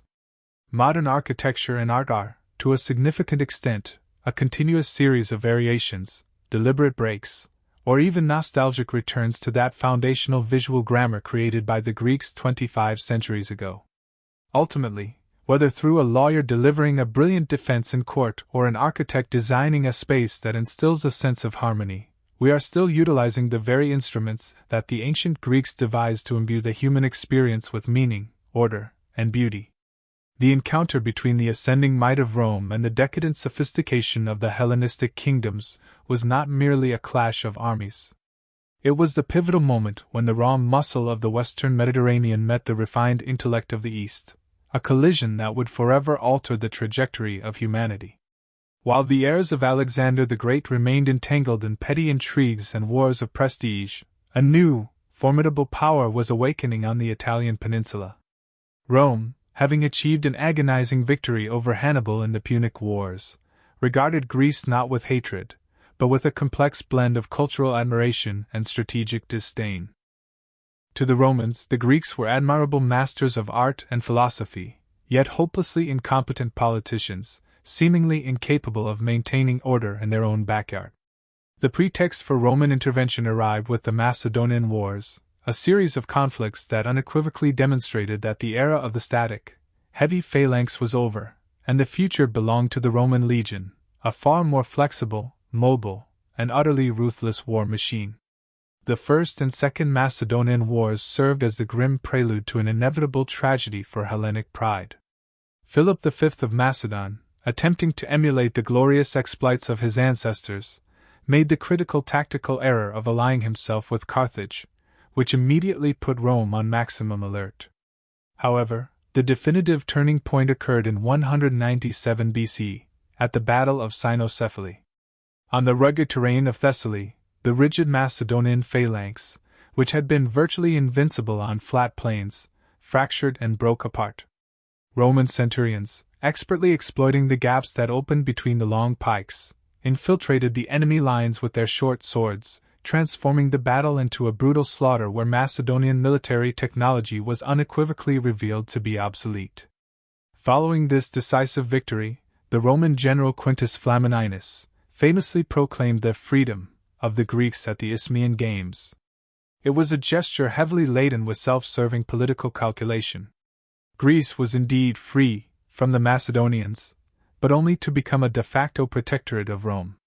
The Greeks, in their political short-sightedness, celebrated a freedom that was, in reality, nothing more than the exchange of one collar for an even heavier one. Macedonia's final resistance was definitively crushed at the Battle of Pydna in 168 BC, where General Lucius Aemilius Paulus annihilated King Perseus's army. Rome no longer bothered to feign the role of a liberator. She was now an unquestionable master, determined to deliver a definitive lesson to any hint of insubordination. In 146 BC, the very same year that Carthage was utterly wiped from the map, Rome brutally destroyed the city of Corinth. The men were put to the sword, women and children were sold into slavery, and the city's incalculable works of art were meticulously packaged and shipped to Rome to adorn the opulent villas of the senators. Greece officially became the Roman province of Achaia. The agora fell silent. The popular assemblies lost their power, and the world's geopolitical center of gravity definitively shifted towards the Tiber. The polis, those ingenious inventors of democracy and philosophy, were now mere subjects of a republic that valued stern discipline and unwavering law more than abstract rhetoric.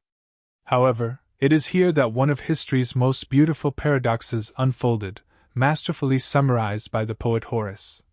Captive Greece captivated her savage victor, and introduced the arts into rustic Latium.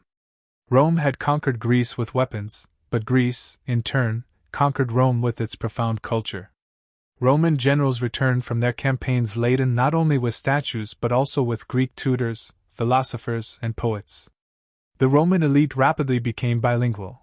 One could not be considered a truly cultivated man in Rome without speaking Greek and being intimately familiar with Homer. Roman architecture enthusiastically adopted Greek columns. Their religion absorbed the Olympian pantheon, Jupiter for Zeus, Mars for Ares, and their literature was born largely as an imitation of Hellenic models. This profound process of hybridization ultimately forged the Greco-Roman civilization, the true concrete bedrock upon which Europe is built. Rome provided the essential peace, the vast network of roads, and the unifying force of law, while Greece provided the soul, the art, and the foundational science. This end to Greece's political independence was far from the end of its relevance. Rather, it marked its definitive and unprecedented expansion. By being integrated into the expansive Roman Empire, Greek thought gained an unparalleled distribution network. Greek remained the lingua franca of science and philosophy throughout the entire Mediterranean for centuries, to the extent that when Christianity emerged, its fundamental texts were written in Greek to ensure they could reach the broadest possible audience across the known world. The fall of the city-state's walls to the Roman legions allowed the unique Greek genius to transcend its status as a local treasure and transform into a universal heritage for all humanity. Rome did not bury Greece. Instead, she embalmed its spirit within her own legal and administrative structures and projected it towards eternity, ensuring that even if cities were conquered, the powerful ideas born within them could never be defeated. The fall of Corinth in 146 BC was not merely a military defeat. It was the definitive turning point where Rome ceased to act as an interested arbiter in Greek affairs and openly embraced its role as an absolute and ruthless master. The systematic destruction of this city, which served as both the commercial heart and the last bastion of resistance for the Achaean League, functioned as a chilling exemplary punishment. Consul Lucius Mummius showed no mercy. After massacring the men and enslaving thousands of women and children, he ordered the systematic plunder of Corinth's immense treasures. Corinth, one of the most beautiful cities of antiquity, was reduced to utter ashes and dust. Its incalculable works of art, paintings, bronze, and marble statues, were shipped to Rome on vessels so heavily laden that many tragically sank. It is said that Mummius, a man of extreme military bluntness, famously warned his transporters that if they broke any statue, they would be forced to forge a new one. This anecdote vividly demonstrates that while Rome undeniably coveted Greek aesthetics, it still had a profound distance to go before truly comprehending its soul. With Corinth's ruins still smoldering, Greece lost its existence as a collection of sovereign states and was formally integrated administratively into the Roman provincial system, initially under the supervision of the governor of Macedon, and later, as the distinct province of Achaia. This period marked a moment of deep psychological depression for the Hellenic world. The polis, which for centuries had been vibrant laboratories of democracy and autonomy, were reduced to municipal entities that could only manage local affairs under the explicit permission of a Roman proconsul. The true center of decisions was no longer in the agora or the nix, but unequivocally in the Roman Senate. Nevertheless, this integration brought with it the famed Pax Romana, which allowed trade to flourish once again. The Greek cities, though stripped of real political power, transformed into esteemed university and tourist centers for the Roman aristocracy. Athens, in particular, became a kind of luxury university city, where young Roman nobles flocked to learn philosophy and rhetoric, thereby keeping the intellectual flame alive even as political sovereignty vanished. The integration of Greece into the empire ultimately solidified a truly unique cultural phenomenon, the creation of the Greco-Roman identity. Rome provided the foundational piece, the vast network of roads, and a unified legal framework. But Greece, in turn, provided the intellectual and aesthetic content for this expansive territory. Over time, this relationship ceased to be one of conqueror and conquered, evolving instead into a genuine symbiosis. Emperor Augustus, years later, would invest vast sums in restoring Greek temples, and others, like Hadrian, would become true Philhellenes, dressing in Greek fashion and beautifying Athens with magnificent new constructions such as the Temple of Olympian Zeus. Greece did not die in 146 BC, it simply changed its form of existence. It ceased to be a political power to become the absolute cultural reference point for an empire that stretched from Britannia to the Euphrates, ensuring that the profound thought of men like Aristotle or Sophocles was studied in every corner of the Roman world. This integration was the crucial vehicle that allowed Hellenism to survive the collapse of the city-state model and project itself vibrantly into the future. Rome, by absorbing Greece, became its indispensable guardian and disseminator. Without the discipline and order of Roman rule, which protected these invaluable bodies of knowledge under its administrative mantle, it is highly probable that much of what we now consider the very foundation of our civilization would have been irretrievably lost in the endless, exhausting internecine wars of the individual polis. The end of Greek independence was, paradoxically, the beginning of its cultural immortality. This narrative marks the closing of a historical circle that fundamentally defines who we are today. Horace's phrase, which we cited earlier, is not merely a poetic line. It stands as the profound description of one of the most successful cultural transplant operations in all of history. When the Roman legions returned to Italy after the Macedonian Wars, they brought back more than just slaves and gold ingots. They carried with them a new worldview, a way of perceiving the world that Rome, rooted in its agrarian pragmatism and military might, had not yet developed. This process of cultural absorption was so profound that today it's almost impossible to disentangle what is purely Roman from what is inherently Greek within the very bedrock of our civilization. For the traditional Roman, such as Cato the Elder, Greek influence was initially viewed as a dangerous threat, an effeminate force that would corrupt the severe republican virtue of gravitas, that solemn dignity and steadfastness. Yet such resistance proved futile against the irresistible allure of Hellenic thought. The conquest began in language. Latin, a direct and functional tongue, had to expand its vocabulary and intellectual flexibility to translate complex Greek philosophical concepts that had no equivalent in the Italian peninsula. Cicero, the great orator, became the architect of this monumental intellectual union. He undertook the formidable task of translating Greek ethics into Latin, transforming the wisdom of the Academy and the Lyceum into a comprehensive guide to conduct for Roman statesmen.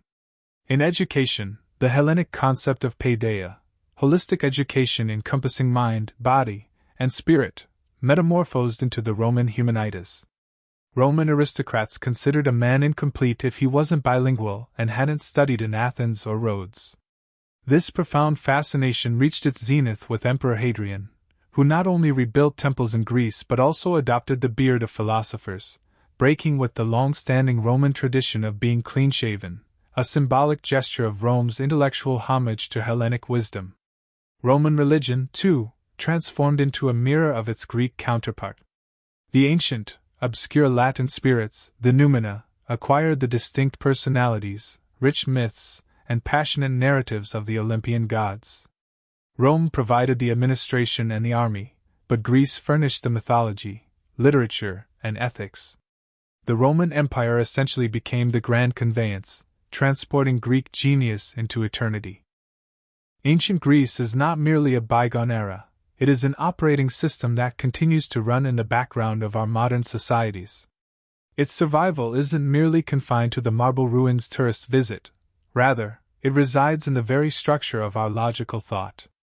Every time a scientist formulates a hypothesis and seeks empirical evidence, they walk the path charted by Thales and Aristotle.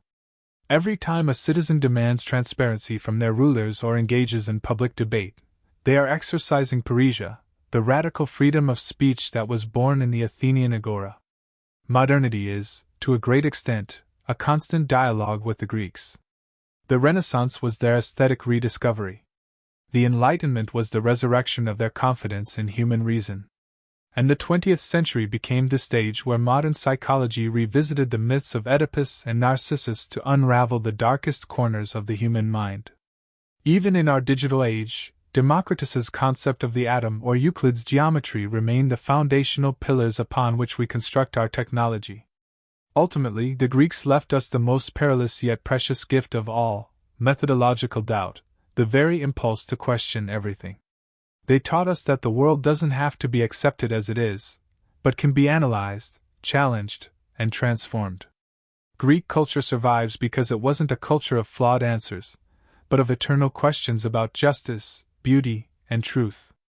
As long as humanity continues to aspire to arete, that concept of total excellence, and seeks its place in the cosmos through reason, the spirit of Hellas will remain alive, reminding us that we are not mere spectators of destiny, but the architects of our own history.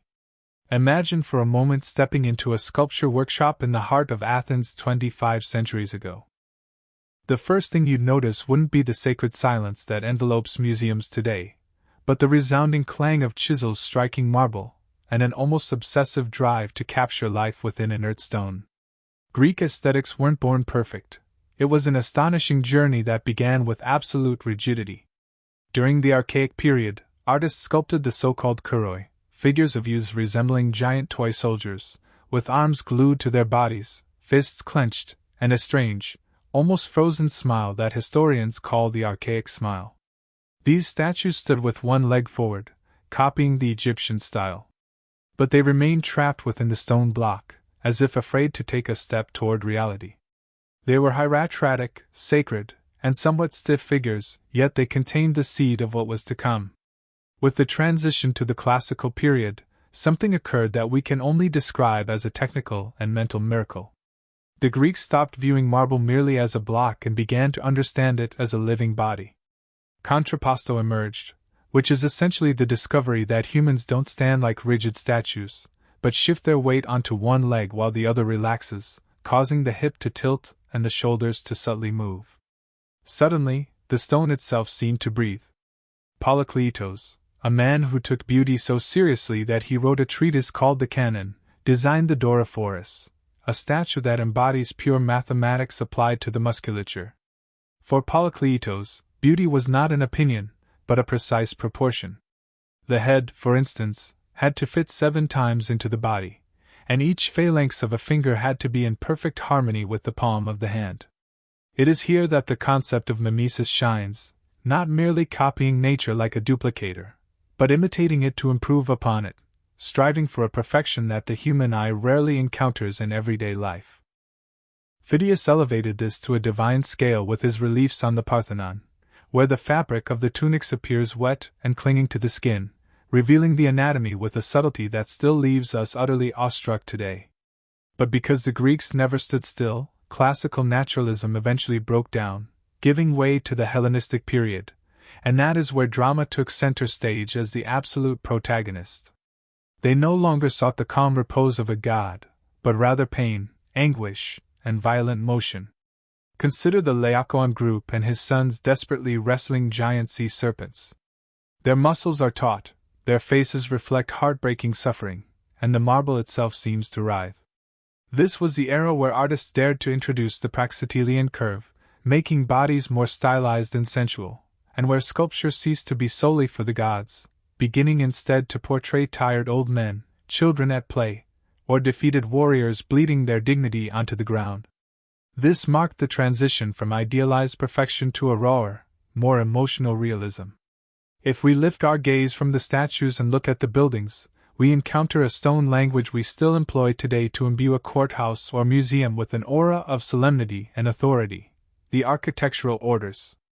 The Doric is the style of warriors, robust, without a base, with columns ending in a simple capital, like a powerful fist supporting the heavens.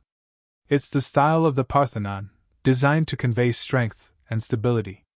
Then we have the Ionic, which is more elegant and refined, with slender columns resting on a base and terminating in volutes that resemble rolled scrolls or the horns of a ram. It's a style that seeks lightness and grace. And finally comes the Corinthian, which is basically the Ionic order after it had won the lottery. It is exuberant, with capitals adorned with acanthus leaves that seem to erupt in a botanical explosion. For a Greek, senselessly mixing these styles was akin to writing a sentence riddled with grammatical errors.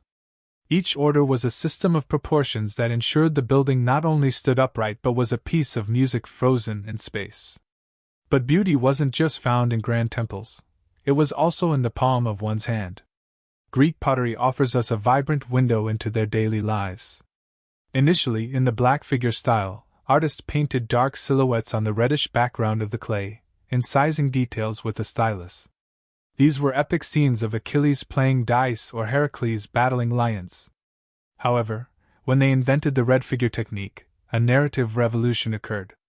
Now the background was black, and the figures were left in the color of the clay, allowing artists to use fine brushes to paint facial expressions, detailed musculature, and folds in clothing. These vases weren't just for drinking wine at banquets. They were the comic books and social media of antiquity.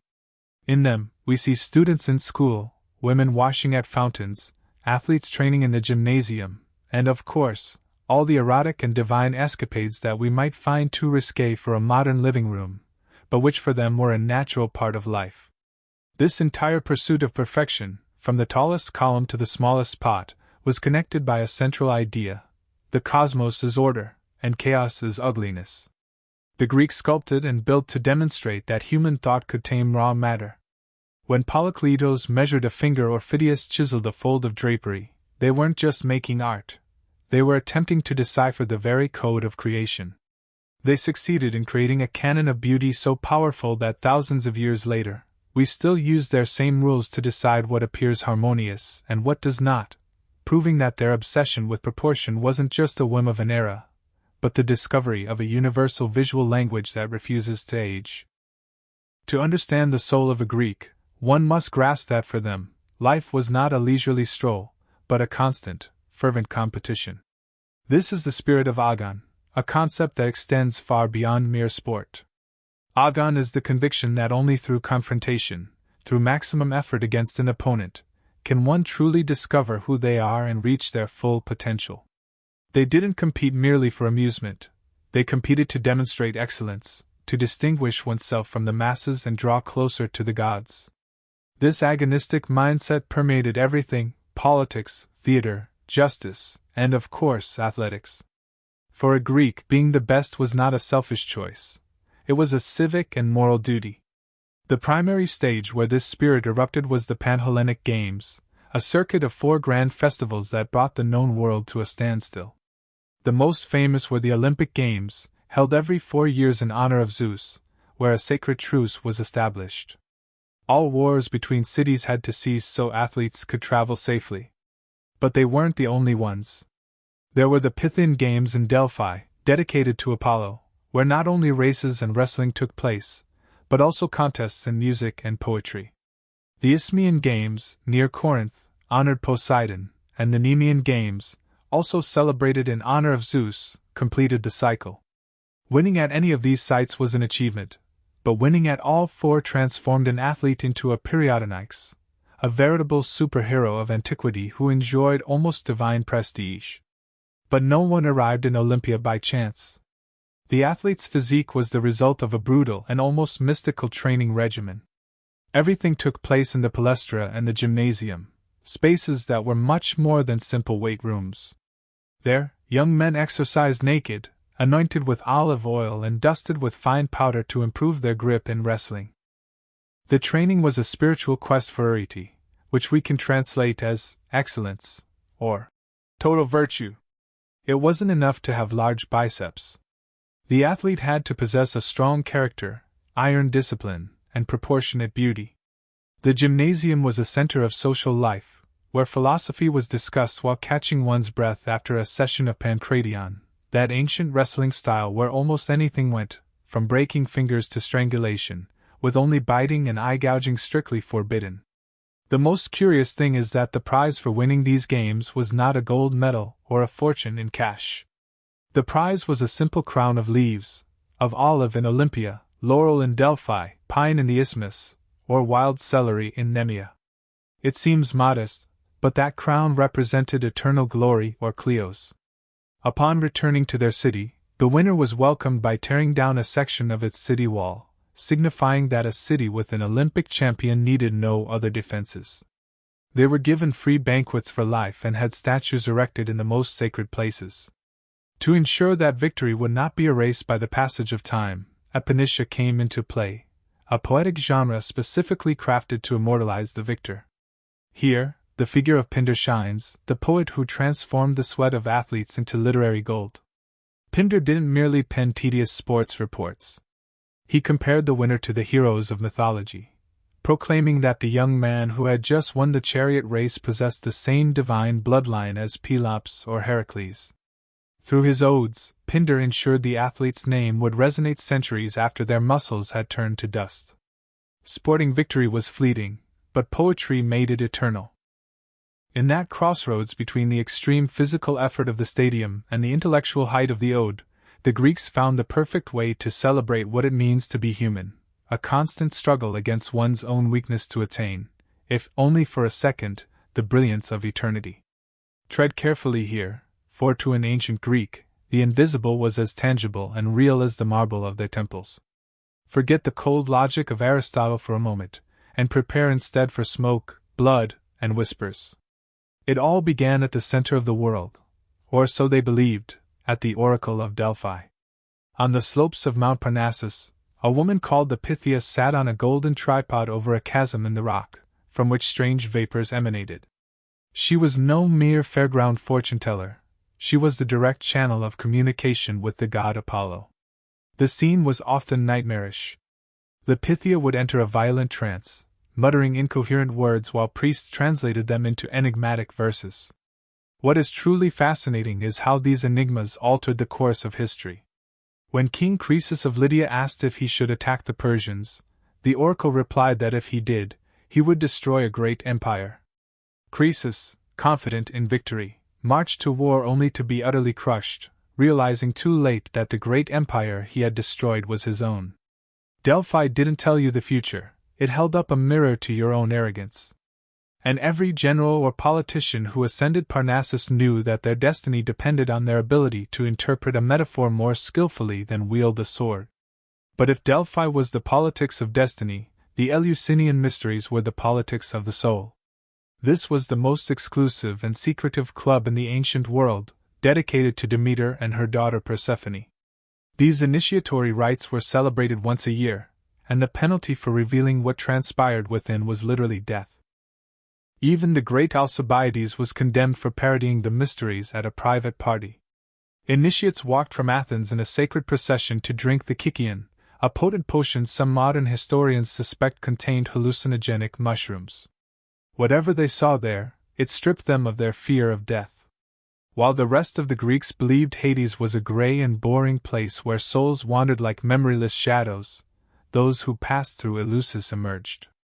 They believed wholeheartedly that a radiant existence awaited them beyond the grave, a comforting promise of hope in a world where mortality loomed at every turn. Beyond the revered official pantheon of the 12 Olympian gods, much wilder and more enigmatic spiritual currents thrived. Among these was Dionysianism, a cult devoted to absolute ecstasy. Its fervent followers, the Maenads, would famously retreat to the secluded mountains. There, they would dance with abandon, partake in wine, and enter a profound state of divine possession, which they believed granted them complete liberation from the strictures of societal norms. This unbridled chaos was, paradoxically, seen as a necessary release valve, preventing the simmering tensions of the city from erupting. Conversely, Orpheism emerged as a distinct spiritual reform movement, deeply rooted in the belief of reincarnation. Orphics viewed the physical body as merely a temporary prison for the immortal soul, and life itself as but one fleeting stage within an eternal cycle of rebirths. To guide them in their journey beyond, they were often buried with thin gold tablets inscribed with specific instructions, detailing the correct paths to navigate the afterlife and identifying particular springs of water to avoid, lest they forget their previous existences.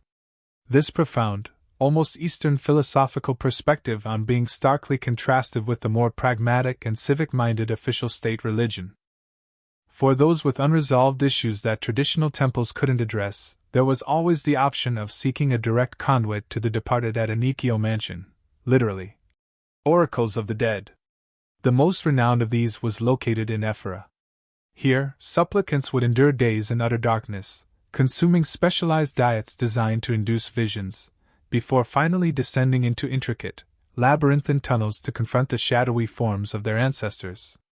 Imagine the sheer terror, trapped deep underground, hearing unsettling metallic sounds and disembodied whispers in the oppressive darkness, desperately hoping your father's spirit might reveal the location of hidden treasure or unmask a treacherous foe. To these individuals, the legendary river Styx was far more than a myth. It represented a tangible, physical boundary, one that could be traversed with the meticulous application of the proper rituals and, of course, the requisite payment to the somber ferryman, Charon. Finally, we encounter the magic of the desperate, a potent force not aimed at salvation, but rather at securing vengeance or fulfilling desires for forbidden love. The very ground of ancient Greece was often littered with depictions, small lead tablets upon which individuals meticulously inscribed curses against their adversaries. These tablets would then be tightly rolled, pierced with an iron nail, and ritually interred near tombs or wells, intended to be discovered and enacted by the malevolent demons of the underworld. Common invocations included pleas like, "May my opponent's tongue become heavy and falter in court," or, "May my competitor's feet become entangled in the race." Such magic was not a rare, arcane practice but a surprisingly common, everyday tool. Within the popular imagination, mythical figures like Circe, renowned for transforming men into swine with her potent potions, or Medea, capable of rejuvenating the old or incinerating her rivals with enchanted garments, embodied a fearsome yet captivating feminine power. This power, deeply rooted in intuition and ancient knowledge, fundamentally eluded the strictures of masculine reason and control. Thus, the Greece of profound philosophers and logical discourse shared its very essence with a Greece teeming with witches, protective amulets, and restless ghosts. For even the most rational society in history understood that once the sun dipped below the horizon, the world inevitably succumbed to the dominion of shadows. I sincerely hope you've enjoyed this narrative and found it a pleasant diversion, helping you unwind as you delve into a fascinating piece of history. This has been the Night Historian, your steadfast companion during those sleepless nights. If you appreciated this tale, please do leave a like and subscribe to become a valued member of our nocturnal and intellectually curious community. I encourage you to share your thoughts in the comments below. What other subjects would you like us to explore in an upcoming video? We genuinely read every single comment. Thank you for listening. Until our next adventure.